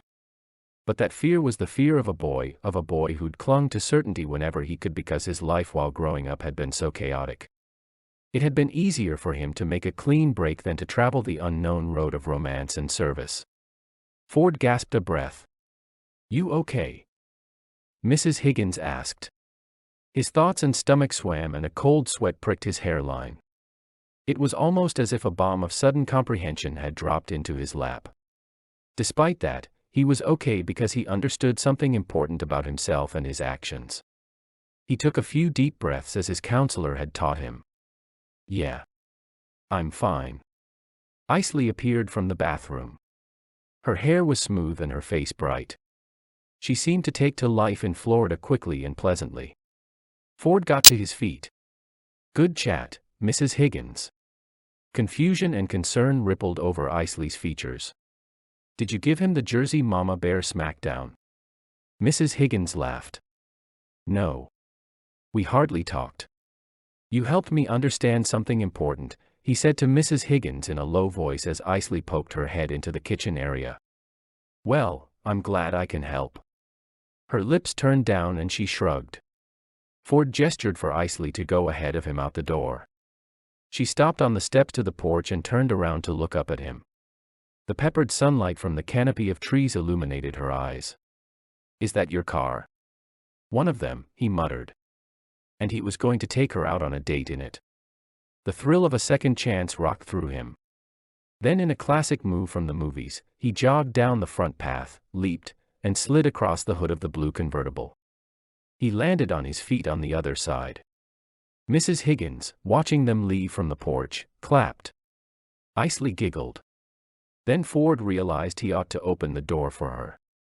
He scooted around to the passenger side, let her in, and then closed the door. He skipped doing the cool slide again and merely got behind the wheel. Have fun, kids, Mrs. Higgins called as he started the engine. The smell of leather, gasoline, and summer filled his nose. Come back for dessert, Mrs. Higgins added. Eisley's been making ice cream. She came with just 2 suitcases, a broken lamp, and her ice cream maker. Go figure. Eisley laughed as he drove down Pelican Lane. Is this really your car? She asked as they headed to the edge of town. It really is. Do you still have the old Ford pickup truck? I have that, a Jeep, and he wasn't sure he wanted to talk about the sudden wealth he'd come into. He wasn't sure how he felt about it, but Mrs. Higgins mentioned Eisley had only arrived home with 2 suitcases, a broken lamp, and an ice cream maker. Surely, she owned a house or condo by then. She'd gone to college. Although the rusty Honda in the parking lot looked like it was about to break down any moment and she lived with her mother again. There was a story there, but he wasn't sure how to ask. The wind blew as they cruised to the drive-in movie theater, so it was hard to have a conversation. When they pulled into the field at the theater, the sun had nearly set in the west. The big screen was on the eastern side of the field, but still dark. Want to grab something to eat? Ford asked. Eisley nodded. Sure. Again, he opened the door for her. You're such a gentleman. Is this what going on a date with you in high school would have been? She abruptly cut herself off. You wouldn't have wanted to go on a date with that idiot. You were my best friend. Not an idiot. That's why we didn't date. What do you mean? She asked as they slowly walked toward the concession stand. I didn't want to date you because I didn't want to ruin our friendship. No, wait. That's not what I meant exactly. That time his own word choice tripped him up. He stopped and took her upper arms in his hands. He fought against pulling her to his chest, hugging her tightly, keeping her as close to him as possible. I can say this now. I think. Ford drew a deep breath. I did want to date you. I wanted to ask you on a date 1,000 times, at least. But we were friends, and I didn't know if that's what you wanted or if you'd say yes or if it would mess things up. So instead you asked Jessica Sutherland to the prom. Eisley's eyes were damp. Sorry. I don't know why I said that. It's in the past. Never mind. She started to walk toward the line by the order window. No. Not never mind. Life is too short for never mind. He wanted to have a good time with Eisley, but they needed to get the conversation about the past over with. They were overdue. 10 years overdue. Her gaze was imploring as though she'd been waiting to hear what he was going to say for a long time. Strange thing was, he didn't know what he was going to say until just then. He'd thought of meeting her again enough times, but the words had never formed before that moment. Eisley, we both had our hardships growing up. You know what my family was like. You were a bright spot in my life and I didn't want to do anything to mess with that. I clung to order. Why do you think I joined the Marines, the most regimented branch of service? You were my anchor and the military was my line to hold me steady when the sea got rough. She inclined her chin. Wow. Really? She asked softly.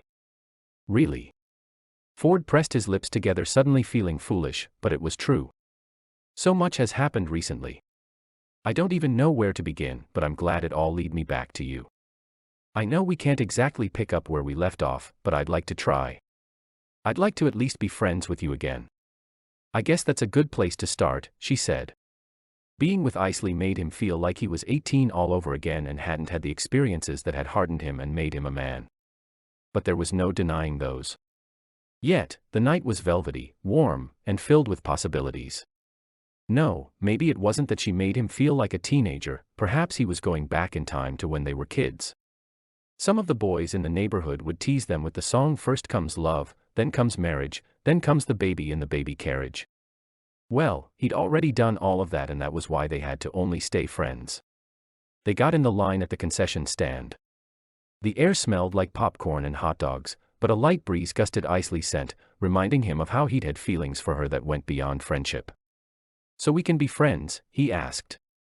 His voice tightened, but he restrained himself against desire. He knew better. He was no longer a boy and he had an entirely new set of challenges he didn't want to saddle her with. The line shuffled forward, and they bumped into each other. She gripped his arm and left it there. Sure, we can be friends, but I thought this was a date, she said boldly. Chapter 7. Eisley. Eisley and Ford walked back to the convertible at the drive-in movie theater in the dreamiest little town in the world. The sun had set, but the air had remained warm and she was with her high school crush, her longtime love, and the man she'd thought she'd lost. After they settled into the seat in the car, she pinched herself then squeaked because it had actually hurt. What are you doing? Are you okay? Ford shuffled the tray of French fries, drinks, and hot dogs between them on the seat and reached for her arm. I'm fine, she said, feeling foolish. He wasn't supposed to notice. He hopped out of the car and then popped the trunk. He gestured her over.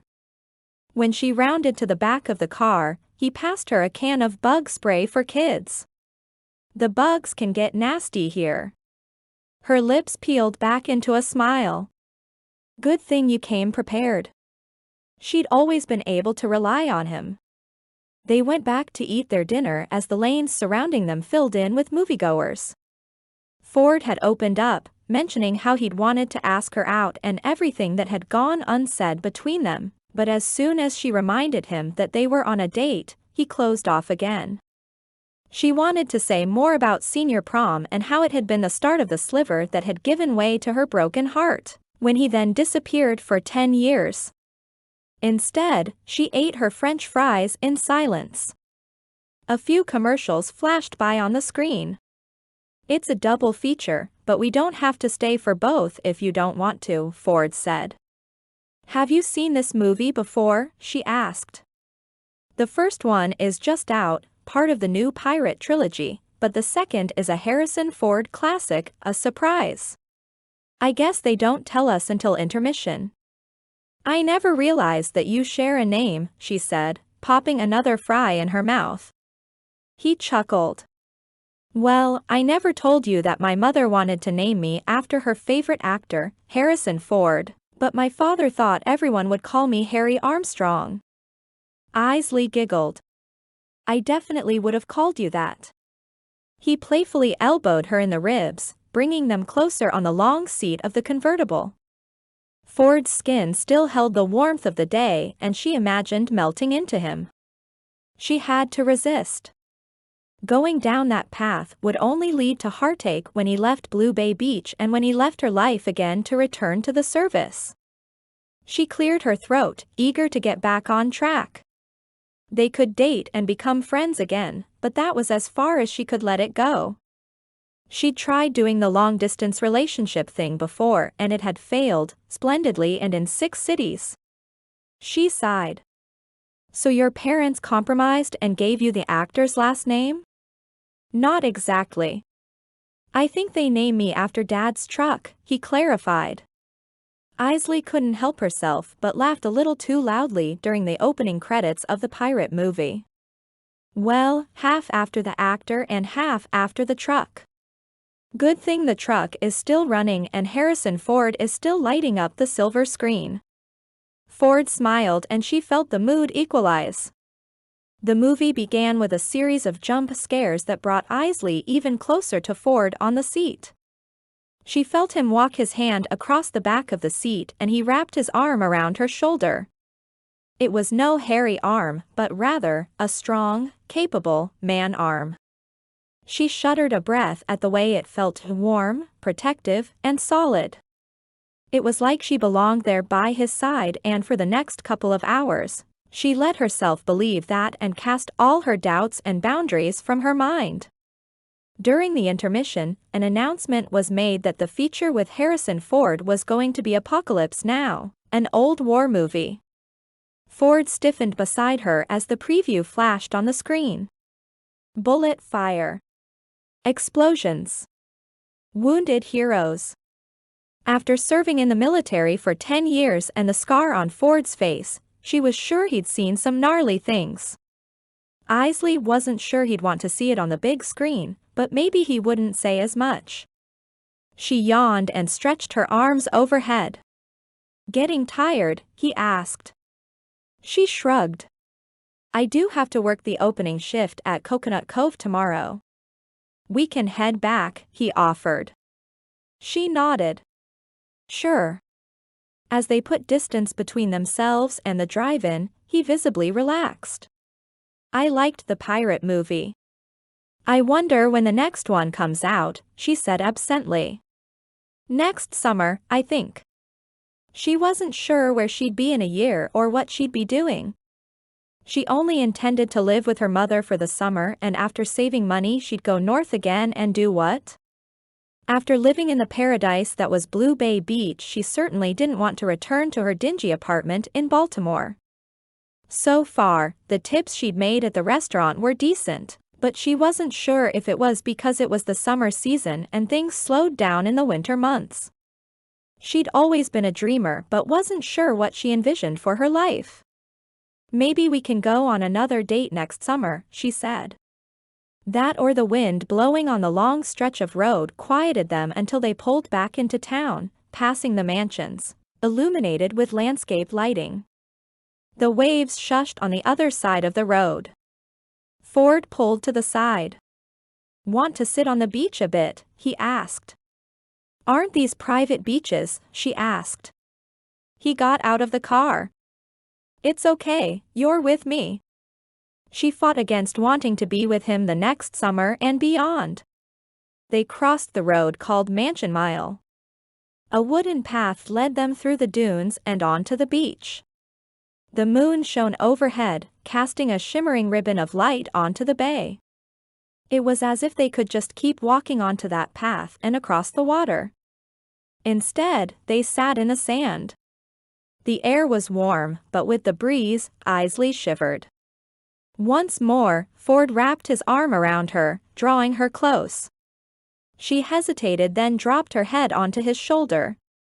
They sat for a long time as though trying to think of what to say or simply enjoying being together or both. So, tell me about ice cream, Ford said at last. Maybe he was just waiting for her to warm up so he could talk about something cold without making her shiver more. A smile lifted onto her lips. Well, it's typically made from a few simple ingredients including dairy milk, cream, sugar, and salt. You can certainly add anything else you'd like. He nudged her. I know that. I meant your mom said you were making ice cream. Oh, it's, like, a hobby or whatever. I get the sense it's more than that. Well, I do love ice cream. Always have. Always will. It's For a second she felt like she was talking about something, or rather someone, else. And maybe she was. Ford had always visited her at the ice cream shop where she worked during the summer when they were in high school. She couldn't bear to eat it then because she was stuck scooping it day after day, but in the winter, he'd make them hot chocolate and plop a scoop of ice cream in it. I started making it in college. The first flavor I ever tried to perfect was called hot cocoa, which is ironic, I suppose. It was a vanilla base with veins of chocolate fudge and marshmallow along with mint candy bits. Somehow, those flavors not only reminded Eisley of the treat they'd share when they were younger, but were also Ford's scent, slightly sweet but with a more rugged, manlier note like pure dark chocolate and laced with mint. Nestled close to him, she took a deep breath and closed her eyes. "What flavor were you working on today?" "Key lime coconut, inspired by that amazing pie at the restaurant." "That pie was tremendous. But I'd like to try your ice cream." "It takes a while to make, but it's worth the wait." A beat passed as the waves lapped softly toward the shore. "Eisley, you were worth the wait," Ford said. Her stomach turned a cartwheel. Had she heard him correctly? He turned to her. "I want to be with you. These last days, I haven't been able to stop thinking about you," he said boldly. "No, it's been years now that you've been in my mind and my..." He pressed his lips together as though having second thoughts about his confession, but then bravely pressed on. "I've made the mistake of not letting a girl know how I feel before. I learned my lesson." Did he mean his ex-wife? "I should have asked you to prom. I should have told you that all those times we went to the movies, the diner, and hung out after school, I wanted them to be dates." His chest rose and fell like making that confession took the wind out of him and he was more than fit. "I made the mistake of not telling you how I felt. I thought I was just the girl next door." The words were practically a whisper, her voice stolen by the surge of emotion rushing through her like a great wave rising up and preparing to sweep away all her pain, resentment, and heartache. Whatever he said next would determine if the water soothed her or crashed down like a wall of white water. She held her breath. "You were more, Eisley, so much more." He shifted and met her gaze. She could breathe. Thank goodness, she could breathe. She lifted her chin to meet his. "You know why I nicknamed you Eyes?" Ford asked. "Because it's the first sound of my name?" "Because you have the biggest, most beautiful, soulful eyes." He tucked a piece of hair behind her ear. His eyes searched hers. Emotion and longing and warmth swelled inside her. He inclined his head and leaned closer. "I've wanted to do this for a long time." Their lips met. It was like all the stars in the sky blinked and twinkled behind her eyes. It was like warm water danced on her toes. It was like dipping underwater and surfacing for fresh air. No, it was better than that. Ford cradled her head with his hand and they shifted closer. His fingers tangled in her hair as he slowed the kiss as if to ask if it was okay. Her belly squeezed as she curled into him in answer. The kiss intensified as they exchanged years and years worth of longing. Ford's massive hands gripped her, drawing her closer. Her hands weren't sure what strong, solid surface to hold onto, his muscular back or arms. His chest rose and fell. The hammering of his heart matched hers as they continued to kiss. It was no longer just the stars shining behind her eyes, but the whole galaxy joined and she felt weightless, timeless, and like the only two people in the universe were the two of them. Chapter 8. Ford. When Ford's lips found Eisley's, they didn't want to leave. Maybe they didn't have to. Perhaps they could make it work. He could tell her everything and risk her response. Her fingers caressed the back of his neck and her mouth pressed firmly against his, holding him there in that moment, on the beach and under the moon. He didn't have to think about risks or forever. they had right then. He got lost there as he breathed in her summery, sunshine scent. That's all he needed. He was sure he stopped breathing. They floated in space where time and distance and the past and future didn't matter. They didn't need any of that. They only needed each other. He gripped her tight, a promise never to let go again. She returned his squeeze as their hearts beat in sync. Their lips crashed and collided and explored new frontiers that were a step beyond the friendship he'd always treasured. All that mattered were her demanding lips, her soft cheeks, her warm nose, her lidded eyes. He smoothed his hands down her back, along her arms, and to her hands taking account of the terrain of Eisley. He was prepared to plant a flag and declare the land his own. He got lost in the new place, in the rush of warmth and desire between them until she smiled against his mouth.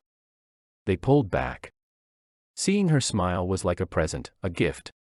It lit her up and made him certain there was no one he'd rather have in his life. She was the sun, the center of it all. She bit her lip. That was even better than I imagined. Does that mean you fantasized about us kissing? He asked. Only 1,000 times, at least, she said, echoing his comment about how he'd wanted to ask her on a date so many times. Still seated in the sand, he drew her against his side. She looked up at him, really looked at him in a way that made him feel vulnerable. But he could open up with her. He wanted to tell her everything that happened after the divorce. She lifted her finger and gently traced the scar running from the outside of his eyebrow and down his cheek. She lifted her lips to the spot and gently kissed the scar. There's a saying, a quote, that goes something like the wound is where the light enters you. You're my light, Eisley. Ford's voice was low and scratchy like the sand. Her smile faltered like she wasn't sure whether to smile or if a deeper, more powerful emotion was threatening to push through. Does it hurt? She asked after a beat. He lifted his hand and cupped it around hers, then drew it to his chest. The worst pain I ever experienced was here. When I thought I'd lost you. You left me, Ford. I'm sorry. Please forgive me, he said, scrubbing his hands down his face. Her hand landed on his arm and her fingers then traced the tattoo of the marine symbols of the eagle, globe, and anchor. Underneath was a banner with the words Semper Fidelis. He explained their meaning, then tugged up his other sleeve, revealing another tattoo. She angled to see the compass drawn in ink. It's tilted. Why does north point that way? She said, gesturing to the way it was directed at his other arm. It points toward the marine's tattoo. It's my true north, but so are you. I was lost for a long time, Eisley. I got the marine's tattoo first, but then this one more recently. It was like I was trying to find my way. Strange, how it led me to you. Fate. Destiny. Coincidence, she asked. He lifted and lowered his shoulder. Semper Fi means always loyal. I'll always be a Marine and belong to that brotherhood, but I'll also be loyal to you, Eisley, whether that's as a friend or... Her eyes softened. He went on, or if that might mean something more. Something I always wanted but was never man enough to own. The moonlight caught the sparkle in her honey brown eyes as they turned liquid. Did I say something wrong? He asked, regretting making her cry. She sniffled and shook her head. It's just not something I ever expected to hear. We could try to make this work, you and me. Hope rose up inside him, a bright, powerful feeling he had only experienced when he was out from enemy lines and safely back home. No, that wasn't true. That was more like relief. The feeling surging through him wasn't just gratitude for being alive, but for the beginning of making a life with Eisley, the beautiful woman before him, the woman he'd survived the war and worse for, the woman he loved. He took her hands and squeezed, his eyes locking on hers. He'd tell her how he felt. He'd never spoken the words to a woman before, not even his ex-wife. He shoved away the memory, the hasty, desperate decision he'd made to anchor himself to life back home, to give him a reason to live. When all along the reason dwelled in him, it was the love he felt and shared with Eisley. He was sure of it. They were on the same wavelength. He started to speak and so did she. His lips quirked. You go first. I love why, she cleared her throat. I love yodeling. She spread her arms wide as though revealing a vista with rolling hills. Ford smirked. You do now. Let's hear you yodel. Oh, I need to be in Austria to yodel, she said. Have you ever been to Austria? Well, no, but the hills there seem to be perfect for yodeling. Ford tossed his head back with laughter. She threw him a sharp, scolding look. Yodeling is no laughing matter. I'll be the judge of that when I actually hear you yodel. Fine. Well, the truth is I love yoga. She went still. Yoga, he asked. I've been to yoga classes. Watch me do downward dog. He moved through the sequence his counselor had insisted would help him find a greater sense of self-awareness and peace. It had worked. He shifted into warrior next. Come on, yogini. Join me if you love yoga so much. Oh, it's probably not a good idea on the sand. There's a beach yoga class here on Monday mornings. That was mostly true. Ford had connected with a veteran who also practiced yoga and they'd met up once, which had mostly turned into a long conversation about being in the service. She tugged him back down to the sand. Okay. She closed her eyes. I love yogurt. I thought you were more of an ice cream kind of girl. Yes. You got me there. She hardly met his eyes. Speaking of that, do you think we could go sneak some dessert? He winked at her. She gripped his arm as though she was intent on going through all the words starting with the letter Y until she landed on the one that she wanted. He was willing to wait. She was worth it, but the ice cream also sounded good. He smirked. Their eyes met and held, dissolving uncertainty, at least at that moment. Ford Armstrong, I love you. Eisley Higgins, I have loved you as long as I've known you. Yet somehow, I love you more today than ever, which only tells me one thing. I'll love you even more the next day and the one after that and so on. She gripped his t-shirt, tugging him close. Her mouth lifted in a smile as their eyes locked again. His lips captured hers and they kissed with the moon shining above, bathing them in a milky light. Chapter 9. Eisley. For the next few days, Eisley didn't walk, she floated. She didn't move, she danced. She would have been singing too, but the virtual assistant robot had deflated her confidence when she'd driven from Baltimore to Florida. Something had lit up inside her and she was quite sure it was as bright and strong as the sun. She'd told Ford that she loved him. He'd said it back. They'd kissed. They'd gone on a date and it was just the beginning of their future together. As she wiped down the tables in the dining room at Coconut Cove Cafe at the end of the night, the sound of her name interrupted the tune she hummed. Somehow, she'd acquired her mother's ability to overhear things even though she'd never dare be a gossip. I have no idea what's gotten into her, Claudia said. She's been like this for days. And there I thought I'd be mopping her up off the floor every night, Billy said. Eisley turned and squeezed the rag in her hand. What's that supposed to mean? Was Billy trying to burst her bubble? Betty stepped forward. Now, ladies. Billy meant that when you'd arrived in town, you were a bit, Betty drooped, down. I wasn't down. I'd been through a terrible breakup. Well, a year before. I'd lost my job, which I hated. But still. I lived with 3 other women, one who had a ferret and only came out of her room at night. Why do you think that was, dear? Betty asked, stepping closer. Well, I thought she worked night shifts, but I think she was actually nocturnal. I mean, she had a ferret so you never know. Not that I have anything against ferrets, but it was just smelly and… You're rambling, Claudia said. They mean when you came here you seemed down. Why do you think that was? I think the Florida sunshine cheered you up. I wasn't down. I'm, like, the most optimistic and happiest person I know. She was being unnecessarily defensive but wasn't about to give them the satisfaction of knowing the date dare had actually worked. Mostly because she was afraid to jinx it. I happen to think she's in love, Betty said. Maybe the old woman was a psychic on top of being a sassy waitress, beloved in the community, and quickly becoming a good friend.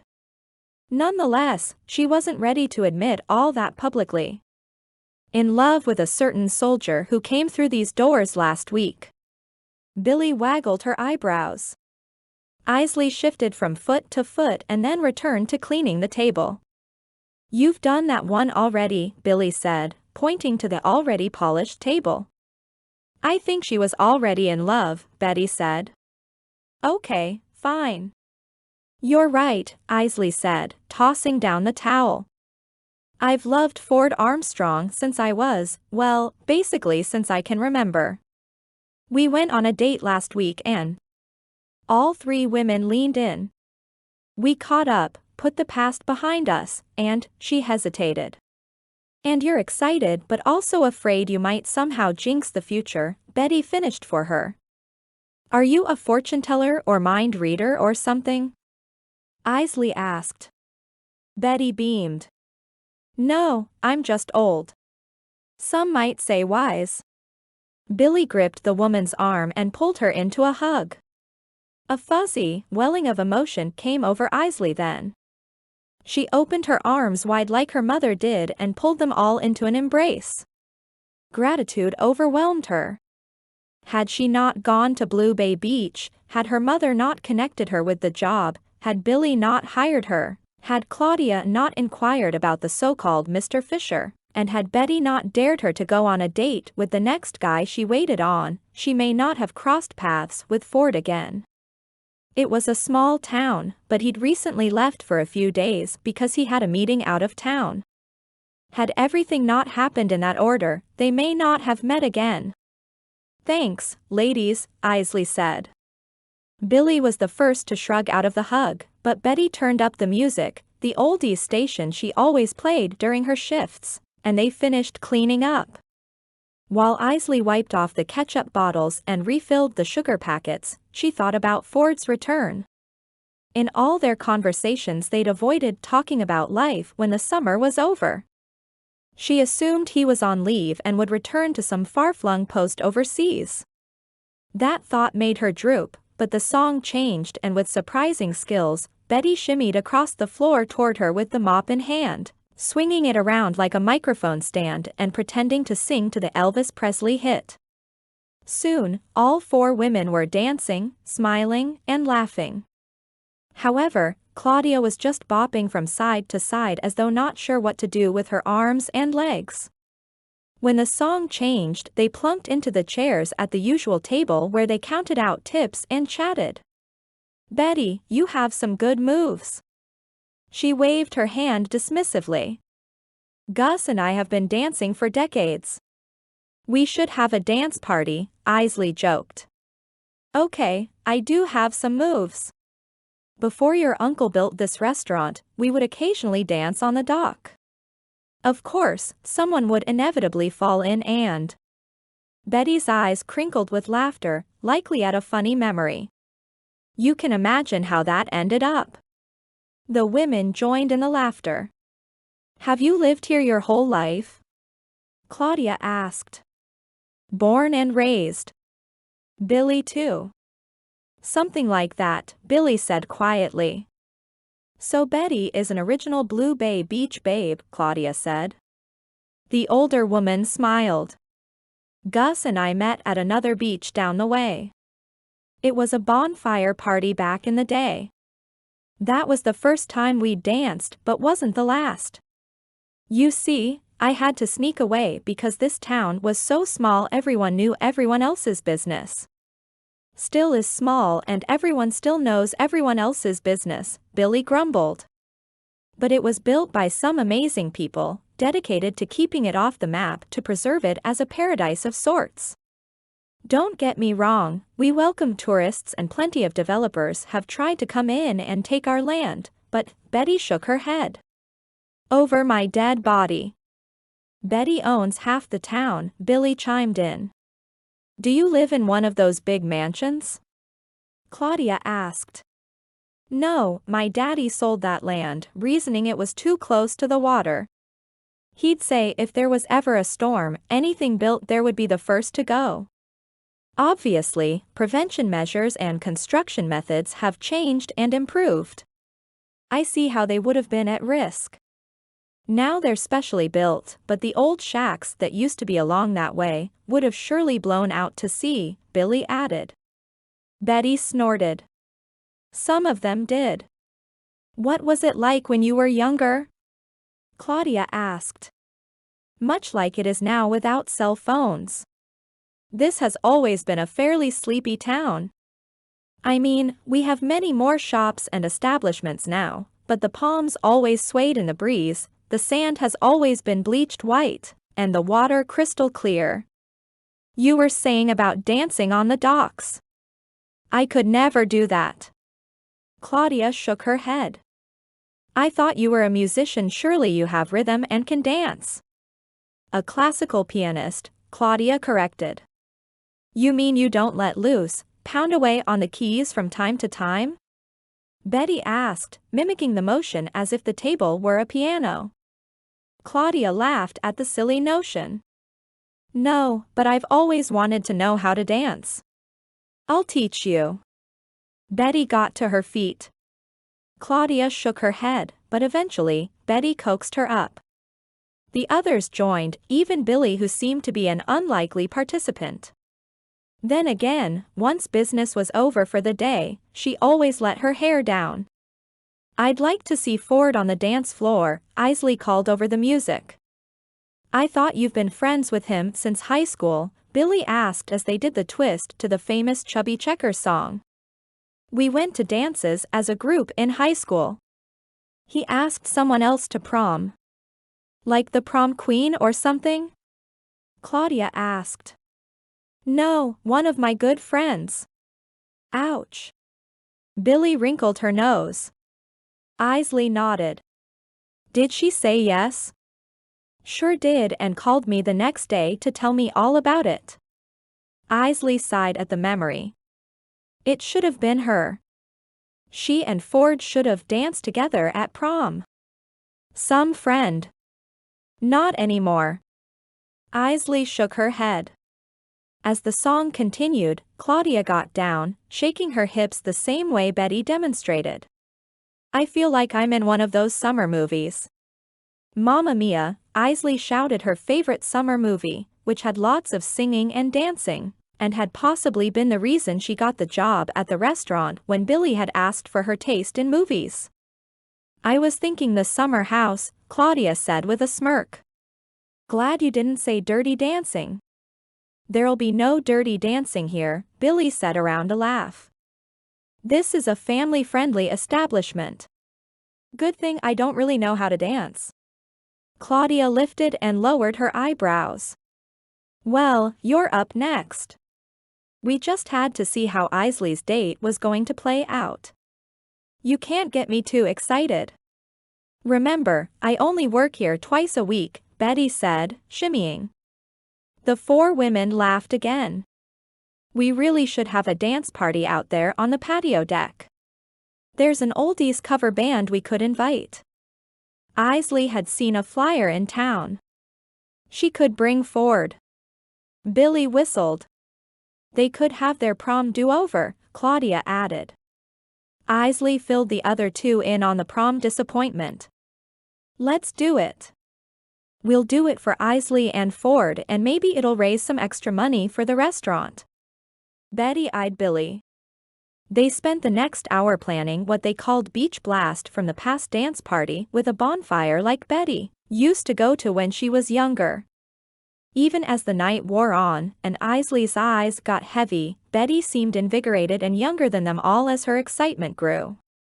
The next day, Eisley was exhausted, but she and her mother had to drive over an hour to get some supplies because there was talk of a tropical storm coming.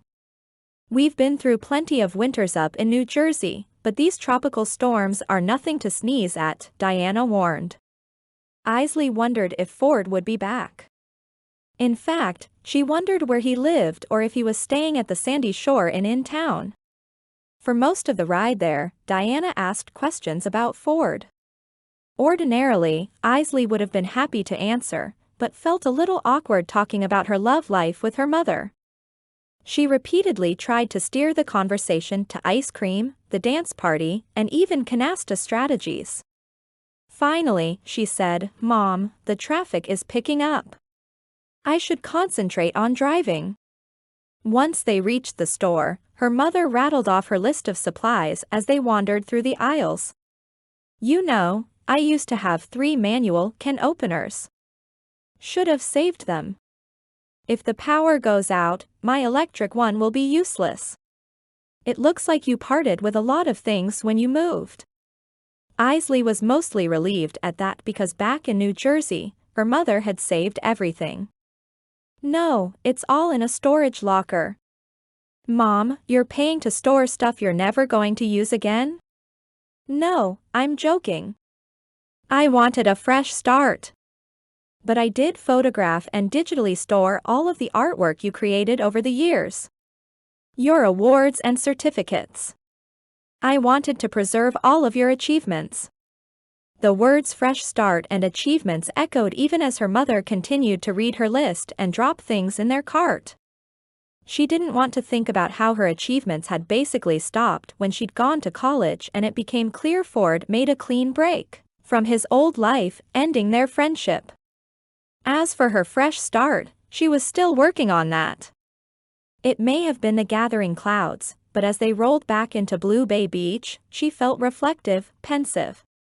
The estate's lining Mansion Mile on one side of the street came into view. She wondered what life would have been like if she'd allowed herself to succeed instead of remaining locked in the mire of her repeated failures. It was like she was afraid to move on. She always had one foot in the past, as though waiting for Ford, and the other one waiting to grow up and get on with her life. She blinked a few times as a familiar figure, dressed in a white t-shirt, got out of a Jeep and walked into the biggest mansion on the street. Her stomach twisted. Her heart sank. She'd been wrong about Ford. Much had changed and clearly, he wasn't the person she thought he was. As they continued on, a splinter drove itself deep, splitting her between sadness and anger. She felt like she might snap. Chapter 10. Ford. The days away had been tough. With Ford's new responsibilities, he had transitioned to the reserves in the Marines, but he still had a few items to square away, sending him to Lejeune for the week. Plus, he had a meeting with the lawyers to finalize some items with his inheritance and the custody of Coco. When he got home, he was thrilled to see his little girl light up when she recognized his face.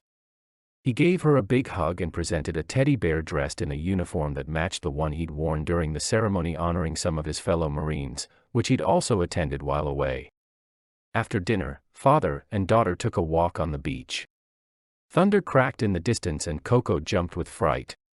He took her in his arms and told her a story about how God sure enjoyed a good game of bowling. It was the same story he remembered his father told him before everything had changed. It was likely his earliest memory. Ford's voice seemed to soothe his daughter, but they returned to the house, safe from the incoming weather. After getting Coco settled in and reading her a story, he clicked off the light and said, "I love you, Coco Bear." The nickname had come to him as easily as telling her he loved her, kissing her boo-boos, and even getting on the floor and playing with blocks and her other toys.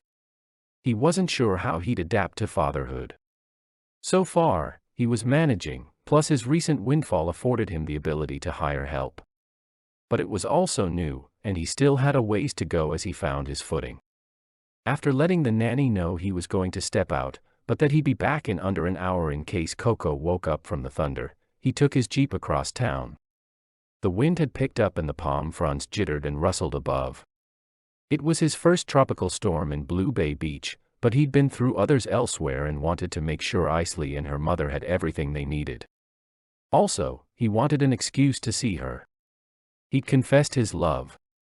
They'd kissed. The memory filled him with warmth and anticipation of doing it again.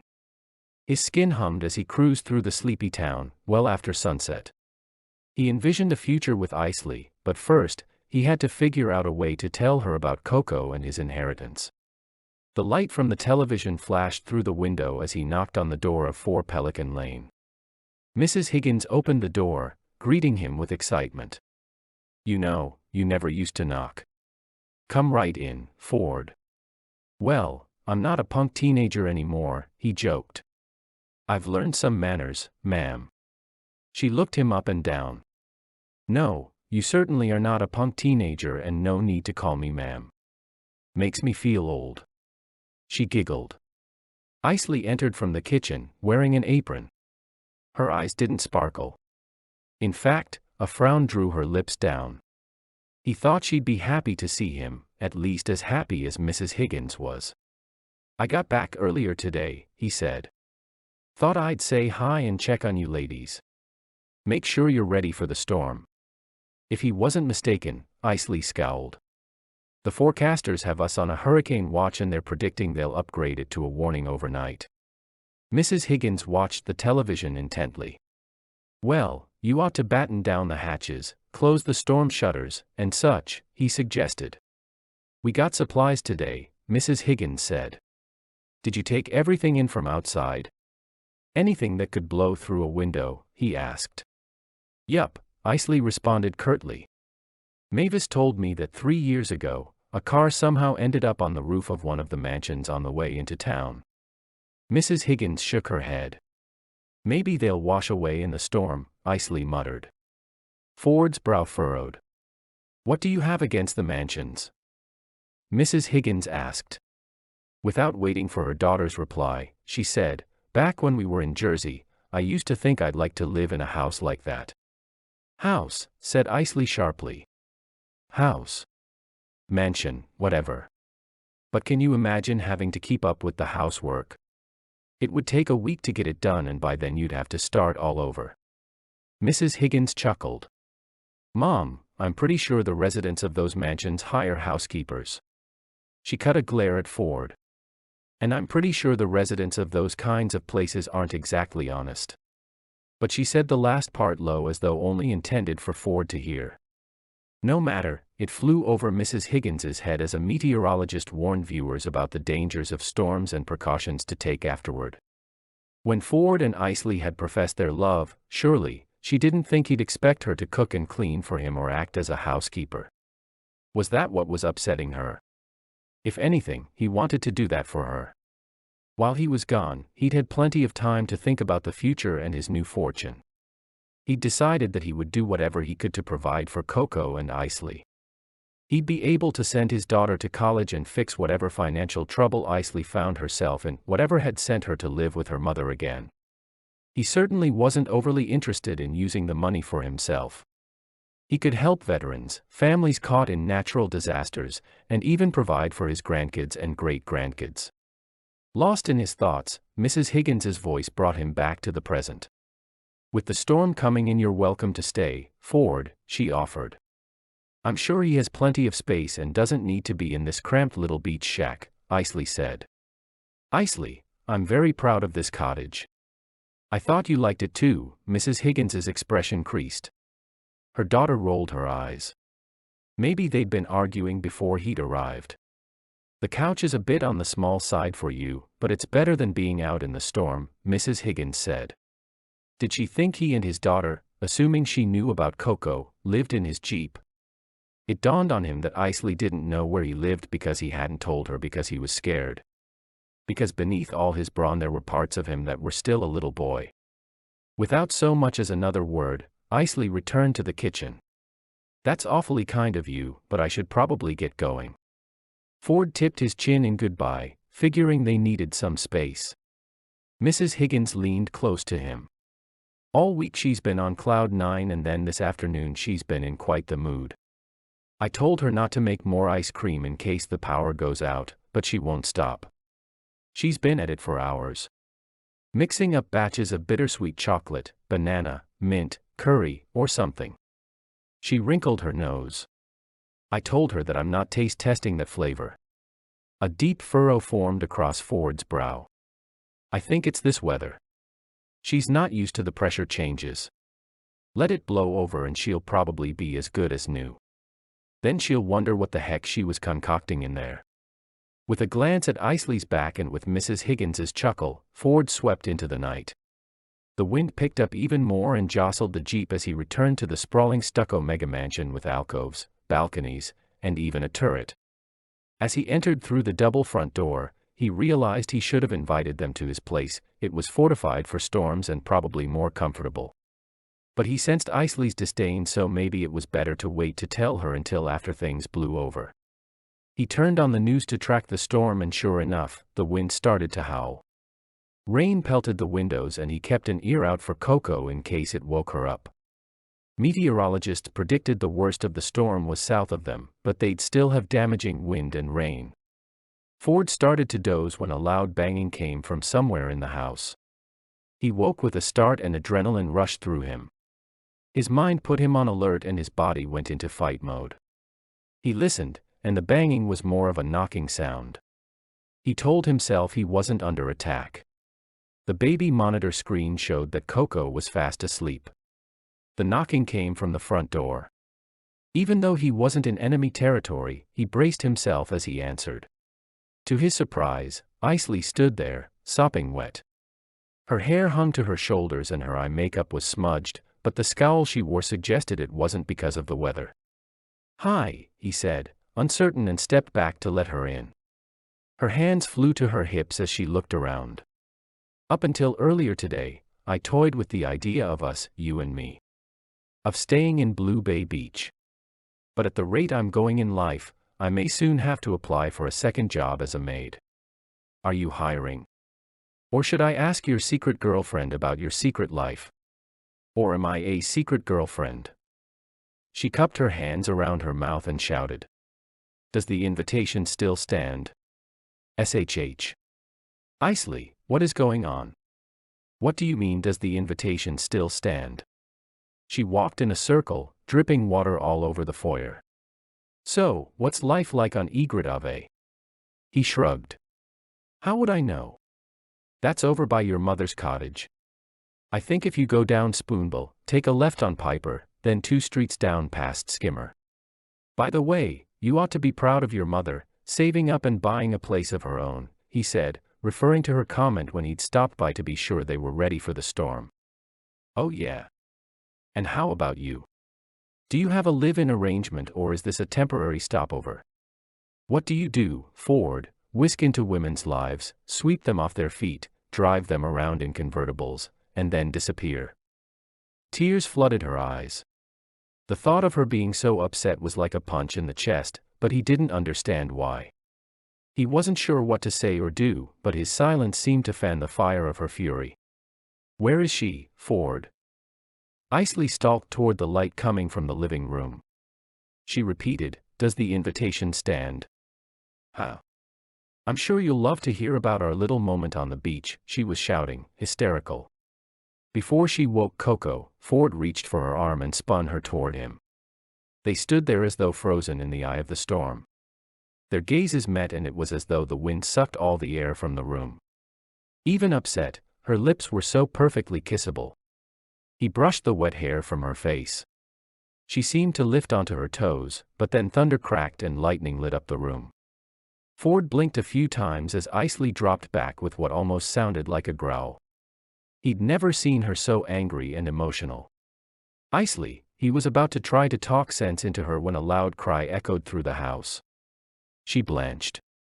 Ford gave her arm a gentle squeeze, then hurried up the stairs to his daughter.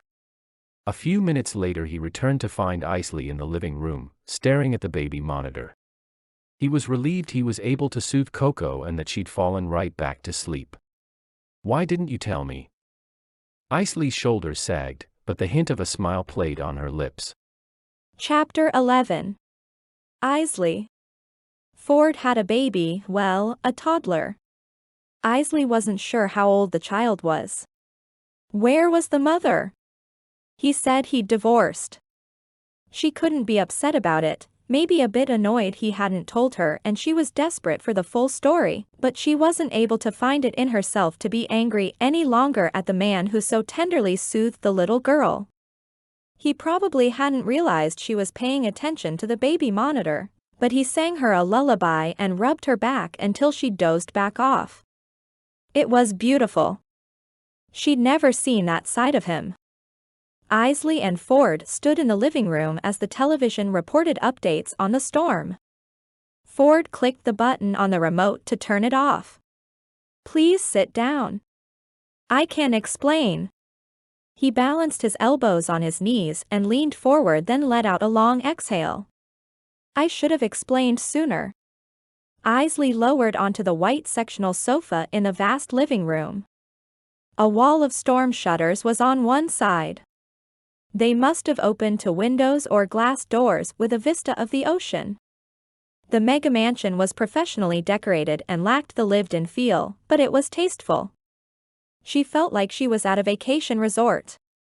Unlike her mother, she'd have lived there if she could afford it, especially after renting so many crummy apartments with roommates over the years. Ford, first, I want to apologize for barging in here and acting crazy. She went on to explain how she'd seen him enter the mansion and immediately thought he was seeing someone. But I have to ask outright, are you seeing someone? Only you, Eisley. I have to admit that it was a bit crazy. Amusement played on his lips. But I also won't lie. It's kind of flattering that you'd be so upset by the mere idea of me seeing whatever her name was from Egrid Avenue. It does wonders for my ego. It seems your ego is doing just fine without my assistance. Well, it's been a while since I've been with anyone. Then explain the little girl upstairs, Eisley said. First, I have something to say to you. Don't rush out into a storm like that again. It was dangerous and something could have happened to you. Flying debris, coconuts dropping from trees, and rogue waves can wash over the road. I couldn't bear anything happening to you, Eisley. She bit the side of her lip. Hearing that you care does wonders for my ego too. Of course I care. I meant what I said the other night. He hesitated. If this is going to work, we can't keep secrets from each other. We never did. Then why didn't you tell me about your daughter? You used to say you never wanted to have kids. Eisley, I was 16 and I had no idea I had a kid until last month. Her mouth fell open and she had the sense it formed a perfect O. Remember I mentioned that Tina divorced me? She left the papers on the kitchen table. Well, it turns out she was pregnant and had met some wealthy guy or something. Apparently, she wanted to make like it was his kid so he'd support her. Anger carved itself across Ford's face. Why would she do that? I'm just a Marine. She wanted more, I guess. Just a Marine? She looked around the space. Marines are amazing, first of all. Heroes, in fact. Second, you seem to be a wealthy Marine yourself. Back to Tina. So she had the baby and was with the new guy, claiming he was the dad. But the baby looked nothing like him, so, over time, he started to get suspicious. Their relationship was on the rocks and he demanded a paternity test. At the same time, she had left the baby with her parents. While they were waiting for the results, Tina overdosed on pain medication. Was she sick? Eisley asked. She had a substance abuse problem. Eisley pressed her hand over her mouth. Tears filled her eyes. That poor, sweet little girl. How'd you find out she was yours? Thankfully, Tina's mother did the right thing and tried to figure out who the father might be. The dates lined up with our marriage, even though I was deployed shortly after we'd conceived. She reached out to me. Of course, we went through the proper legal channels and had the tests done. It turns out, she's mine. The idea that the little girl could be theirs, hers and Ford's, filled Eisley's heart, which was ready to burst over the heartbreaking story. Tina's parents are elderly and weren't feeling up for raising a child. Ford swallowed. It's strange how life works. There was a reason, well, a few reasons, that I survived the many battles I fought. The ones I still fight, but I have a renewed purpose. His hand brushed the scar by his eye. So you retired and are now a full-time father? Just about. I'm still in the reserves and have training, meetings, and the like. Once a Marine, always a Marine. Eisley scooted closer to Ford on the couch. Why didn't you tell me? I would have been helping you all this time. You don't have to do everything yourself, Ford. I never had help. Never needed it. You never had a baby. He tilted his head from side to side as though conceding. Well, I do have help now. I hired a nanny. I meant me. I can help you. You truly could have shared this with me. I seem to recall you not wanting to have kids either. Eisley cocked her head. As you said, we were 16. I was too young to be thinking about having kids. But someday? Of course. I've had to do a little growing up. I'm still finding my way, but it seems. She hesitated, then swallowed back her fear. It seems I was led back to you. He held his head in his hands as though something still upset him. She lifted her arm and pressed her palm to his back, braving contact. The massive muscles rippled as she gently rubbed his back. Ford, are you ready to take off your armor and open up to me? He ducked his head and met her eyes. Yes. I can do that. He blinked a few times, then said, I distanced myself from you because of the emotions I felt that tied me to you and what I knew being in the military could mean. I could die, go missing, or be wounded for life. I wanted to spare you what happened to your mother, a husband that never returned. So you left anyway, she said. Before anything more could happen between us. But don't you see? It already had. Her voice was barely a whisper. Ford leaned back and took her in his arms. She rested her head on his toned chest. Yeah, I suppose you're right. His heart beat steadily in his chest, and it was a comfort as the storm raged outside.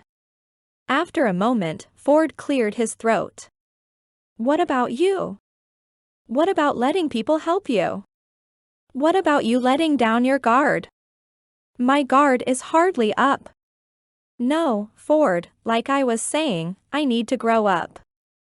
Figure out what I want from my life. I realize I was stuck in the past, holding on to hope that you would return, and that was keeping me from moving on. Oh, Eisley. His tone was strained. I had no idea. I'm sorry. I didn't really know what I was doing, but I thought I was doing the right thing. We were young. But you haven't told me everything. What do you mean? He asked. She sat up and held her arms out wide. What is all this? If I recall, you lived in the duplex opposite mine, and between the two of us, we barely had 2 dimes to rub together. Unless I'm grossly mistaken, most servicemen don't own mansions in their early 30s or at all. Right. He took a deep breath. Around the same time I learned about my daughter, I got another, rather peculiar piece of mail. It turns out, my grandfather, a man I'd never known, had passed away. His name was Arnold Conrad, so on my mother's side. I didn't know this, but while my 2 brothers and I had the same father, we had different mothers. Your dad never told you? Ford shook his head. I'm afraid not. So more testing was done, more papers filed, more red tape. It was a headache really. But Arnold Conrad didn't have any heirs except me. He died alone. I'm so sorry.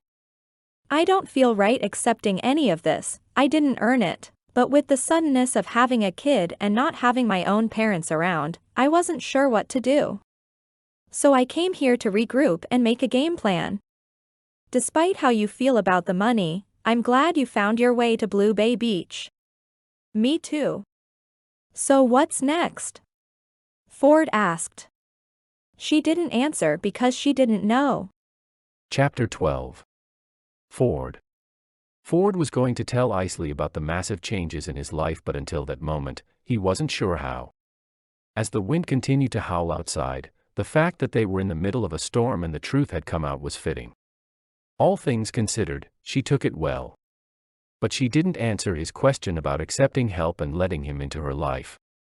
Instead, she said, "I look like I was lost at sea for the last 10 years and just washed up on your doorstep. It's silly to ask if you have anything that might fit me, but I'd appreciate something dry. I'll see what I can do." The idea of her wearing his clothing brought an old memory to life. She'd always nab one of his sweatshirts and wear it until he didn't have any clean clothes left and he demanded it back. Fortunately, Mrs. Higgins would wash it before Eisley returned it.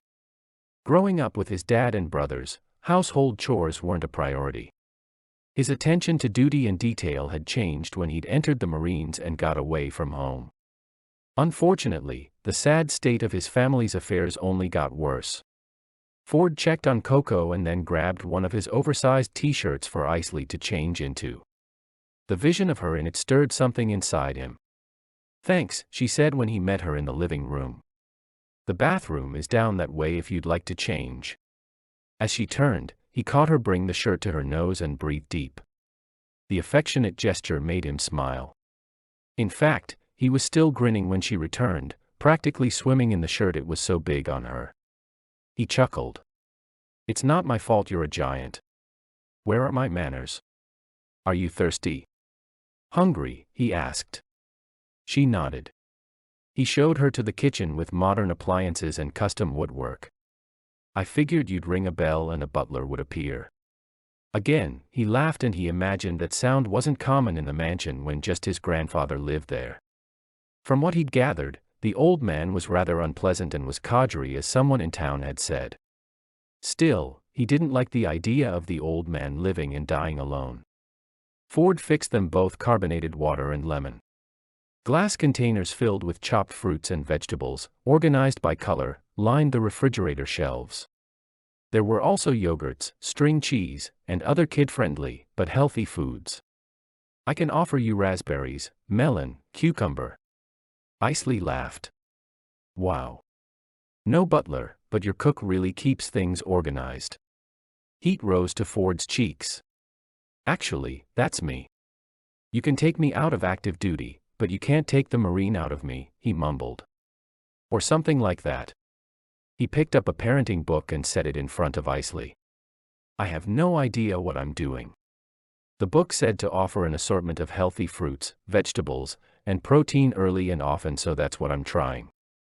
"I remember the fridge at your house when you were younger, hot dogs, ketchup, and milk. Somehow you grew up into," her eyes scanned him up and down. "This is the result of 3 squares a day starting in basic training. Well, you didn't do too bad for yourself, soldier." She waggled her eyebrows. Ford smirked. "You turned out mighty fine yourself, Eisley." "You think so?" He reached for her waist. "I do think so." He dipped his head to meet her lips, and she yelped, then started laughing. His face fell in alarm, then he remembered her ticklish spot. He tickled her some more before she lifted onto her toes and threw her arms around his neck. He hoisted her onto the counter so they were eye level. Then they kissed and kissed and kissed. With Eisley, time didn't matter. They had the rest of their lives. He hoped. Then the hope started to falter. First, it flickered like the lights above in the kitchen as the power threatened to go out due to the storm. Then it dimmed a bit. Would she want to have a family? He hardly knew how to take care of a 2-year-old, but was learning. Would she be willing to do that? Especially since she wasn't the biological mother. Eisley mentioned she needed to grow up, but did that mean apart from him?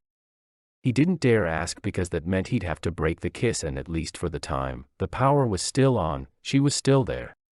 But as their lips mashed together, thoughts repeatedly swirled in his mind. Could they make a life together? Could she deal with some of the fallout from the war that he still struggled with from time to time? The room went dark. Eisley's eyes were closed, so she must not have noticed as her hands clutched his jaw, holding him in place, kissing him deeply. But he sensed the light change behind his lids. In the darkness, as so often happened, the big fears emerged. Would he be able to handle being a dad and figuring out a relationship? He'd told himself that until Coco was grown, he'd focus solely on her and give her the life she deserved, what he hadn't been able to give his first love or Coco's mother. He owed his daughter the world and worried there wasn't room in it for Eisley too. As though she sensed his troublesome thoughts, they parted. Ford certainly didn't want her to think he was rejecting her because that wasn't his intention. He just didn't know what he was doing. Granted, children didn't officially come with instruction manuals, but there were plenty of parenting books. He'd have to go to the bookstore in town and see if there was one titled How to Be the Best Father Possible to a Kid You Didn't Know You Had and Renew a Relationship You Didn't Think You'd Ever Get Back. Ford needed time, space to think, to figure things out. However, like the wind and rain outside, life just kept on raging. He went to check on Coco and then they returned to the living room. In the meantime, the generator had kicked on. Ford clicked on the news to get an update on the storm. Should downgrade by mid-morning. You should call your mom and let her know you're safe and that you're staying the night. Her eyes widened. No, I should get going. Text her, he commanded. Under no circumstances was she going back out in that mess. Eisley sighed and did as he ordered. He grabbed a throw blanket from a chest behind the couch and draped it over her shoulders. He took one for himself, then grabbed 2 pouches of fish crackers from the kitchen. She smirked. Now I know why you had the kids' bug spray. Always best to be prepared. Tell me about her, Eisley said as she nestled into the pillows on the couch. How about in the morning you meet her and she can tell you all about herself? All 39 words. Are you counting how many words she knows? I just want to make sure she's on track developmentally. Eisley got up from her spot and then rested in the crook of Ford's arm. Memories flooded back of the two of them lying in the field after football games and gazing at the stars in much the same position.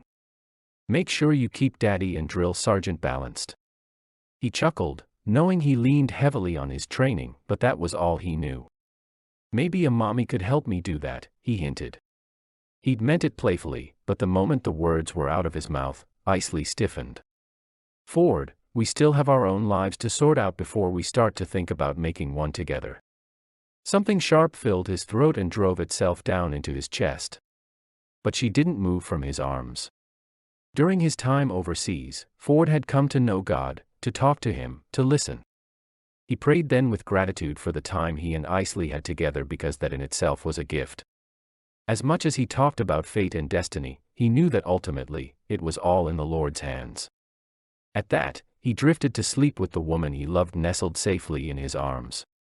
Instead of waking to the sound of wind and rain, a pleasant babbling brought Ford's eyes open the next morning. On the baby monitor screen, Coco sat up in her crib, clapping her hands together and singing. A smile lifted Ford's cheeks. He tried not to disturb Eisley, who was still in his arms. His grin doubled.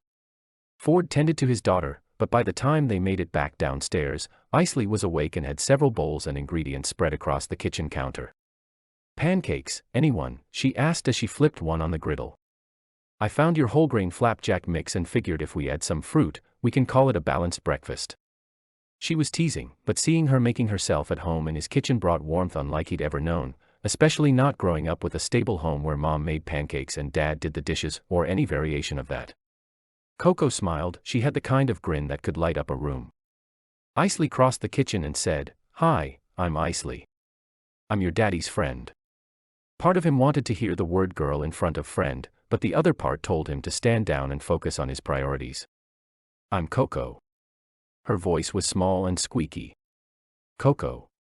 Eisley asked. I love your name.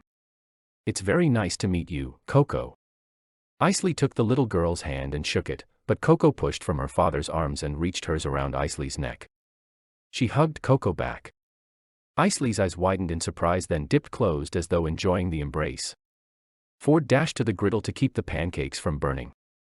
I have to warn you, Coco gives really good hugs.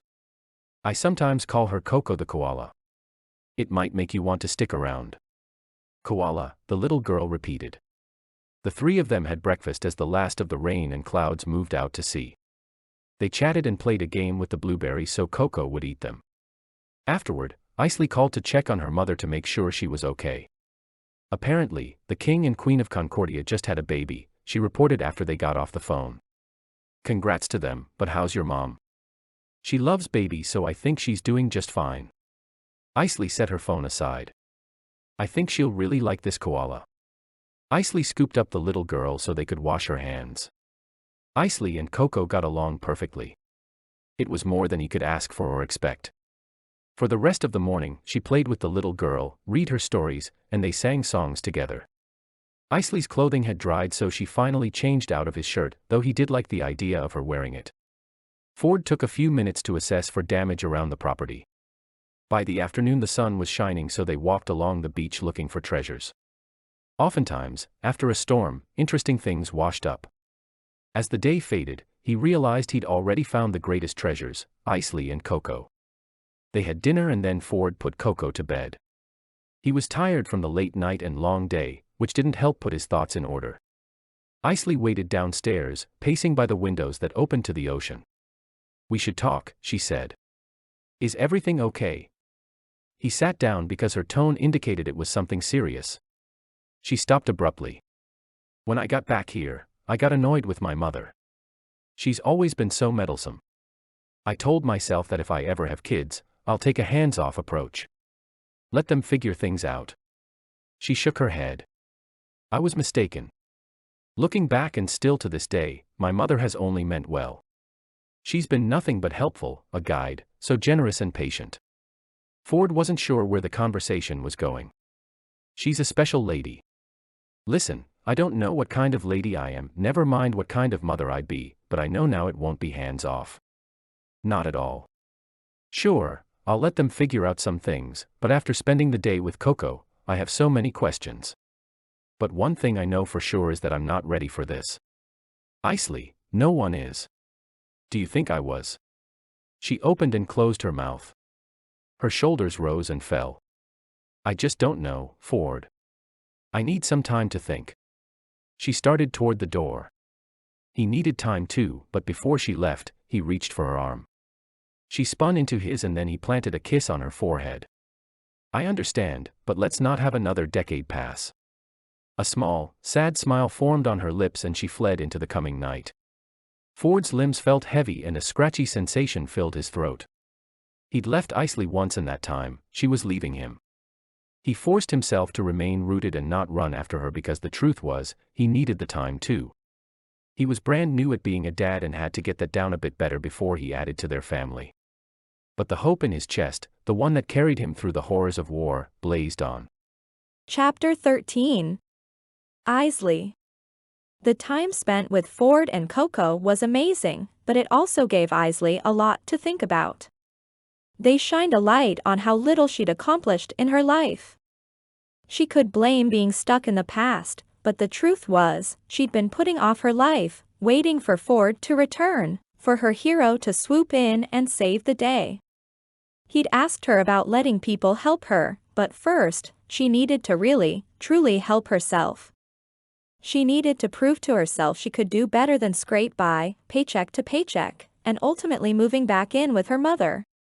Granted, she was grateful for her mom's generosity, but the last weeks had served as a wake-up call for herself personally and in relationships. At age 16, Eisley had her first kiss. It was with a kid from her drama class during play rehearsals. Everyone dared them to do it for real, cheering for them to add more passion, purpose. At age 17, she went on a few dates in the wake of Ford asking her best friend to prom, hoping it would make her feel better. At 18, she'd graduated and Ford left. She went to college. But she was stuck, frozen in time. She saw a few guys after that, but it never went beyond 1 or 2 dates or a kiss on the lips. Post-college, she dated a bit, then thought maybe she was ready to move on from Ford. But the only moving that happened was the guy she thought held promise then soon became her ex as he went from city to city and from woman to woman. He traveled a lot for work and it turned out he had a girlfriend in every city. She made a pact with herself not to fall for anyone. After all, it was to be the summer of Eisley finding herself. Instead, she found Ford. It had always been Ford. But she didn't think she could stand being left again. Eisley was still wrapped up in her thoughts when she went to work at Coconut Cove Cafe the next day. At the end of the shift, Betty sliced her a piece of key lime coconut cream pie and led her to the dining patio outside the restaurant. The two women stood on the dock, leaning over the railing with the water lapping against the wooden pilings below. After Eisley had taken a few bites, she asked, "How do you know I needed this? This pie has saved my life more than once." Betty winked. Eisley didn't know the details but nodded because she understood. It was that delicious. Last week, you were floating on clouds. Now, you're plodding around like you have cement in your shoes. Betty's eyes sparkled in the low light. Whatever you're feeling, just know that it's part of life and it'll pass. Also, pie always helps. Usually, I'd correct you and say ice cream, but this is exceptional. Speaking of ice cream, you're bringing some of the batches you've been making to the beach blast from the past, right? Of course. Eisley went on to tell her about the flavors she'd been working on. I might even start experimenting to create an ice cream version of this. Using her fork, she pointed at what was left of the pie. The older woman smiled and nodded in all the right places, then said, "Now, tell me what's really going on." At that, Eisley told her the whole story about Ford from when they'd met until the storm. "My husband, Gus, was in the military too. Long, long ago. I see some similarities. They come home with scars, but not just the visible ones on their bodies. Gus and Ford served during different wars, but they fight the same ongoing battle. Then why do they do it? Meaning and purpose. It's an honor to protect our nation and the rights of people who don't have anyone to fight for them. Sometimes even good men can be closed off. Don't blame him. Ford seems like a good, smart man. He loves you. He'll work on it." "You're right," Eisley said with a sigh. "Sure am, but there's more. You don't need to fight either. I can see you have your mental fists up. You're on the defensive, afraid of what could happen. But you'll never know until you let your guard down. In a way, you're still keeping yourself frozen in the past and he's avoiding his fears. You're both doing the same thing and it's not pursuing each other. Take a chance. See where it goes. If he wants to help you, let him. It'll make him feel good. If you think he needs help, do it. It'll make you feel good." Betty's words were helpful and encouraging, but Eisley still clung to the fact that she needed to grow up and let go of the past before she could move on to any sort of future with Ford. One thing she knew for sure, if it hadn't been for Betty, she wouldn't even be thinking about any of it. "I should thank you for the initiation." "The dating dare?" Betty scoffed. "There's no initiation. I just like to have fun, play matchmaker. Do you have any idea how many tables I've waited on in my lifetime? I have to do something to mix it up and entertain myself. Plus, it's summer. I'm happily married, but it's nice to see the firsts. You know, the shyness, the stolen glances, the secret desires. It reminds me of when Gus and I first met." "Betty, you rascal." Eisley laughed. "Also, sometimes I have a feeling about two people. You know? But don't you dare say a word to Claudia. She's next." Betty winked. Eisley finished up at the restaurant, but the night was sticky with humidity and she was restless. The reminder of the beach party blast from the past and the ice cream she'd promised to provide brought her to the kitchen in the cottage once she got home. She was experimenting with retro soda pop flavors like cherry cola, orange cream, and peanut butter banana. Betty had said that Elvis loved fried sandwiches with the same ingredients, so she was trying to get the recipe just the right amount of buttery. She also started testing waffle cone recipes, which her mother was all too pleased about because it made the house smell like heaven. Her words. Afterward, Eisley was tired and tried to fall asleep, but it was stuffy up in the loft. She went outside to the hammock in the small yard and laid there. A soft breeze whispered across her skin. The palms rustled as she rocked slowly from side to side. "I think I'll stay here," she said to herself. Forever. No, not forever. Blue Bay Beach was supposed to only be temporary. From inside the house, the whirring of the ice cream maker made her sit bolt upright. She almost spun out of the hammock but dropped her foot to the ground to stabilize herself. At that moment, she realized that all along she'd been dreaming about having her own ice cream brand, but she'd kept it small, locked up, out of fear of failure. She'd been holding herself back, not only because she was stuck in the past but because she was afraid of the future, of the uncertainty. That was no way to live. Like Betty had said about her relationship with Ford, she wouldn't know unless she let things happen. Eisley wouldn't know if she could have a successful business if she didn't try. By not trying, she'd already failed. Eisley hardly slept that night as ideas and inspiration flooded her. The moment her mother entered the kitchen the next morning, Eisley launched into her plan in a flurry. "I'm nervous, no terrified, but I'm going to do it anyway.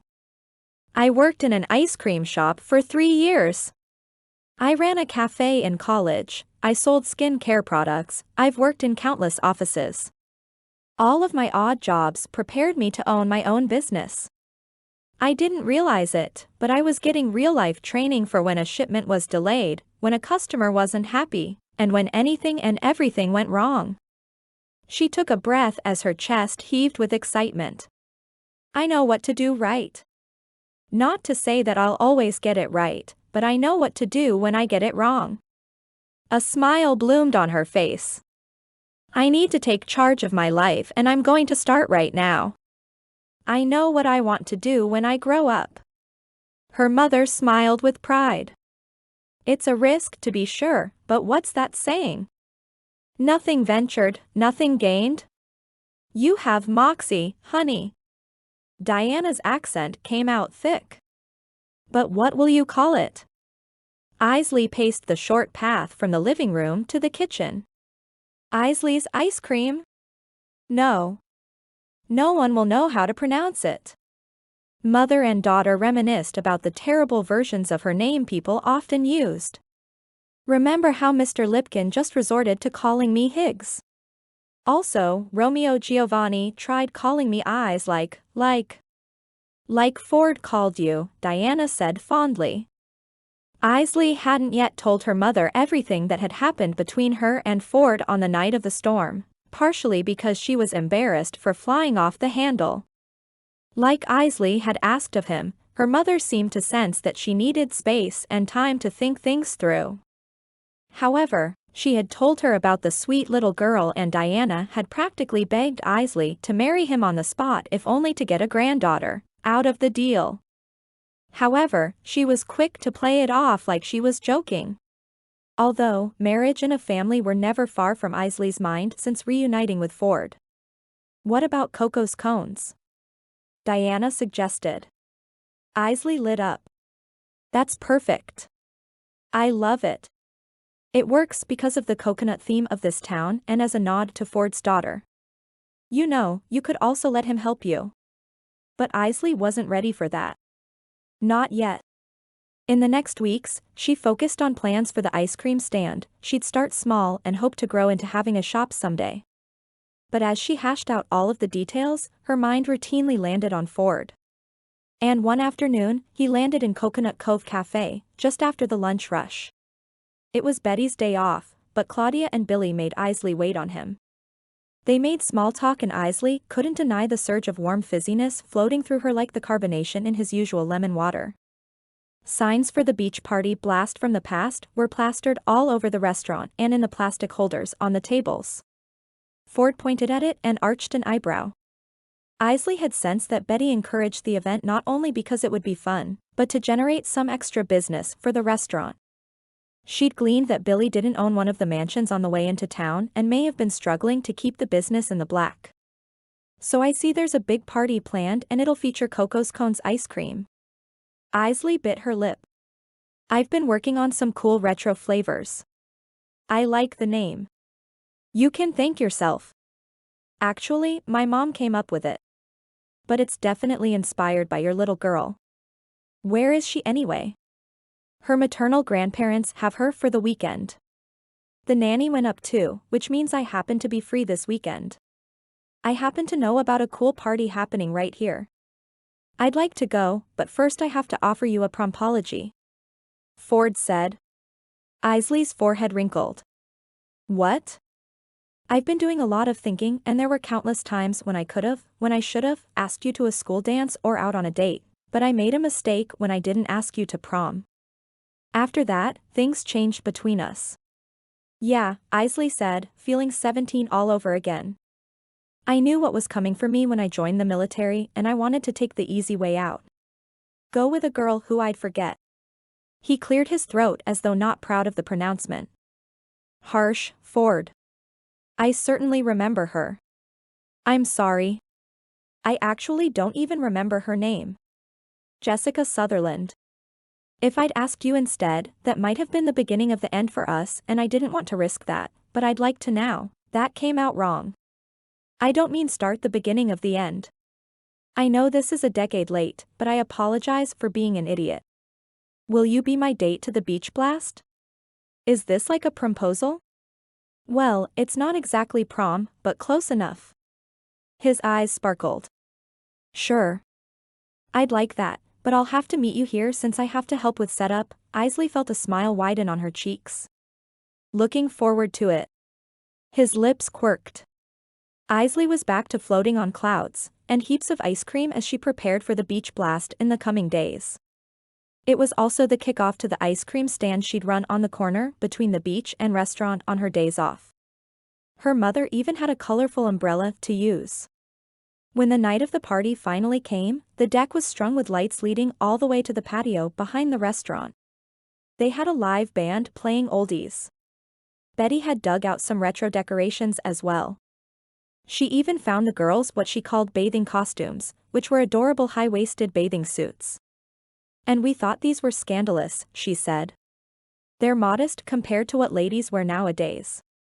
Eisley wore one with pink polka dots, Claudia had one with pale yellow stripes, and Billy's was a faint blue. They got dressed up and were ready for the party at dusk. A bonfire blazed on the beach as well. Eisley served ice cream from the tiki hut on the restaurant patio they ordinarily used for supplies when serving customers on the deck. Tiki torches also blazed all around. She danced as she scooped and sung along to some of the songs she knew. She'd met quite a few people in town thanks to her mother and her job. They were all thrilled about Coco's Cones. Eisley hadn't stopped chatting for the hour she'd been there. Then she stopped mid-sentence as Ford sauntered down the dock, dressed in a white t-shirt and blue jeans. She went silent because her heart skipped a beat. He was so handsome, so strong. Could they manage a future together? Like the fire blazing around her, hope flared inside. She'd found herself, brought her passion to life as a business, which made her and everyone she served very happy. There you are, he said when he reached her. Here I am. She wiggled the ice cream scoop. Can you take a break, he asked. Considering I'm the proud business owner, I think so. She went on to give him a quick overview of her enterprise. If you ever need an investor, I'm your man. I'm your man. She liked the sound of that, and just as she'd offered to help him, maybe, just maybe, she'd let him help her. Ford took a deep breath then reached for her hand, drawing her out from behind the tiki bar. If this were prom and you were my date, I would have picked you up in my Jeep and pinned a corsage around your wrist. Your mom would have taken photos. If this is a do-over of sorts, will you dance with me? A song with a rocking beat morphed into a slower one. She nodded, and he took her in his arms. As they moved slowly across the dance floor to the classic song Stand By Me, Eisley let her cheek drop to Ford's chest. They swayed like that for a beat. Then she lifted her chin. It's too bad we only have this dance. This summer. Ford looked out to sea for a moment. Then his gaze dipped to hers and lingered there before his lips dropped to her mouth. When he pulled back, he said, "You taste like black raspberries. Like summer. This summer. The next one. I want more than one dance. I want more than one summer, Eisley. I wanted you to come back, and when you didn't, I shut down." Voices of doubt dared to dim her hope. "I distanced myself from you because of the way I felt. I didn't want something to happen to me and then it would be like your dad all over again. That can happen in military life. But what was it that you told me? Our scars are where the light comes in. You and Coco are the lights of my life. I want to brighten yours. Let me." Eisley's heart glowed as her smile grew. She was practically vibrating with trepidation and excitement in equal measure. But Ford held her steady. "I won't be afraid anymore. Let me love you. Let me take care of you. Let me marry you." He dropped to one knee and held out a ring as the last strains of "Stand By Me" faded. She squealed a little bit. The excitement won, and in the place of her fears came certainty. Ford was the one. He'd always been and always would be. She said, "Yes, I will marry you." At that, the song changed to a lively one. Ford scooped Eisley up in his arms, planted a kiss on her lips, and they danced the night away. Epilogue. Eisley packed up her belongings in the loft in her mother's cottage. Looking back, moving to Blue Bay Beach wasn't the worst thing that had happened. No, it was the best. But it was time to say goodbye. At least to the room where she could hardly stand up straight. She'd arrived with little more than a couple of bags and a broken lamp. She was leaving with 3 bags, her ice cream maker, and a very full heart. But she wasn't going far. In fact, in a few days' time she'd be calling a very large house over on Mansion Mile her home. After the unexpected inheritance, Ford decided to keep the mansion, at least for the time being. But before she changed her address, she had a wedding to go to. His and hers. Then she'd move in, do all the work to officially adopt Coco, and then after that, they'd go on a family vacation followed by a honeymoon. The future looked bright and her calendar full. She lowered onto a chair in the kitchen. The space brimmed with supplies for the wedding. It was going to be an intimate affair with only close friends and the small amount of family she and Ford had. However, she was suddenly overwhelmed. Even though Ford offered to hire a wedding planner and have a big to-do, she wanted to keep it manageable and do everything herself. Well, with her mother's help, Diana was all too happy to be the self-appointed wedding planner. Eisley poked through the boxes containing the silver and blue decorations, the reams and reams of twinkle lights, the place settings, including coordinating blue and silver plates, napkins, silverware, and name tags. They were going to host it in the lavish garden at the mansion, and she worried something would go wrong, she'd forgotten something, or worse, Ford wouldn't show up. Her mother appeared, carrying an armload of blue tulle fabric stitched with silver stars. "Look what I found," she crowed. "This will be perfect to drape over the arbor. With the twinkle lights, it'll glow." She paused in front of Eisley. "We don't have time to lounge around." Then she gave her daughter a second glance. "Oh. What's going on?" "I'm worried. That's all. Have you ever heard the saying that goes something like, worry is like praying for what you don't want?" She dropped into the seat beside Eisley and took her hands. She offered her daughter a soft gaze, then lowered her chin and started to pray.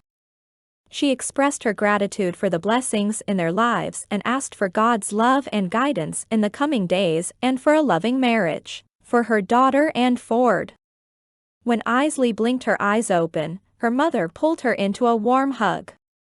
She felt infinitely better. "Ready to get set up?"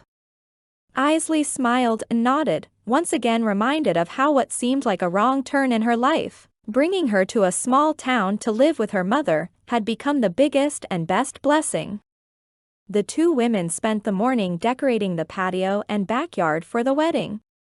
Eisley imagined that when the sun finally settled behind the house, the outdoor space would look enchanted. Ford had taken Coco out of town for the day because Eisley wanted to surprise them with the decorations. She wanted a grand reveal and knew it would be a night they'd never forget.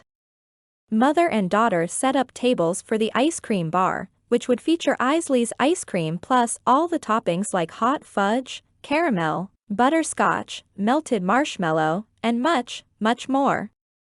They'd have the dinner catered, and since there were only 25 guests, it was manageable. Eisley took a deep breath. "Mom, I'm glad we did this." "Yes, earlier I was worried, but spending all this time actually setting up, the process of it, has made it real to me. Ford is going to show up. We're going to get married. It's going to be wonderful, no matter what." She gave her mother a hug and then they went back to the cottage so Eisley could get ready. Claudia, Billy, and Betty were already there waiting for her. They chirped and chattered with excitement. Betty turned on some music and she and Diana bopped around the living room while the others applied their makeup. Diana had set out snacks, but the butterflies turning cartwheels in Eisley's stomach kept her from nibbling. Then her jaw dropped. The cake. We forgot about the wedding cake. Panic seized her. I was so preoccupied with the self-serve ice cream bar I forgot a cake. How could I do such a thing? She covered her face with her hands. Betty put her fingers on Eisley's shoulder. It's true, you may have, but your mother did not. Diana smiled. Well, I didn't get a cake per se. No, she asked me to make key lime coconut cream pie. Eisley threw her arms around both women and pulled them into a hug. Again, you saved the day. Thank you. And that's not all. Betty passed Eisley an envelope. You're not allowed to open this until I'm 6 feet under, but it contains the secret pie recipe.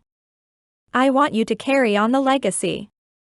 I figure if you can make ice cream, you can manage pie. Betty, don't talk like that, but thank you. I'm honored. Eisley pressed the envelope to her chest, then gave her another hug. Diana clapped her hands together. Okay, did we actually forget anything? Because if not, we'd better get this show on the road. The bridal party and mother of the bride all wore dusty blue dresses laced with strands of silver thread. They looked stunning. Eisley was the last to put on her dress. The top was studded with shimmering jewels that gave way to a full skirt. The hem at the very bottom was dipped in a faint blue and laced with silver thread. She turned in the slim mirror in the living room. You look like a princess, Diana said. I feel like one. A starry night princess, Claudia echoed. Because the church wasn't far, the women paraded down the main street just before dusk. They looked quite the sight to anyone from out of town. Locals knew it was a special night and waved and wished Eisley the best. At the entrance to the church, the faint strains of wedding music came from inside. Diana handed Eisley her bouquet with white hydrangea, white calla lilies, blue stargazer lilies, and pale purple roses. She took a deep breath and after the other women went ahead of her, she walked down the aisle. The last bits of her worries fell away when she saw Ford standing at the altar dressed in a sharply tailored suit, his hair high and tight in the marine fashion, and with a giant grin on his face. A sense of certainty flooded her like a warm rain, washing away the past and preparing her for the future. They'd written a portion of their own vows, promising to shine light on each other during difficult times and triumphant times and to illuminate the truth no matter what. After they exchanged rings, they kissed.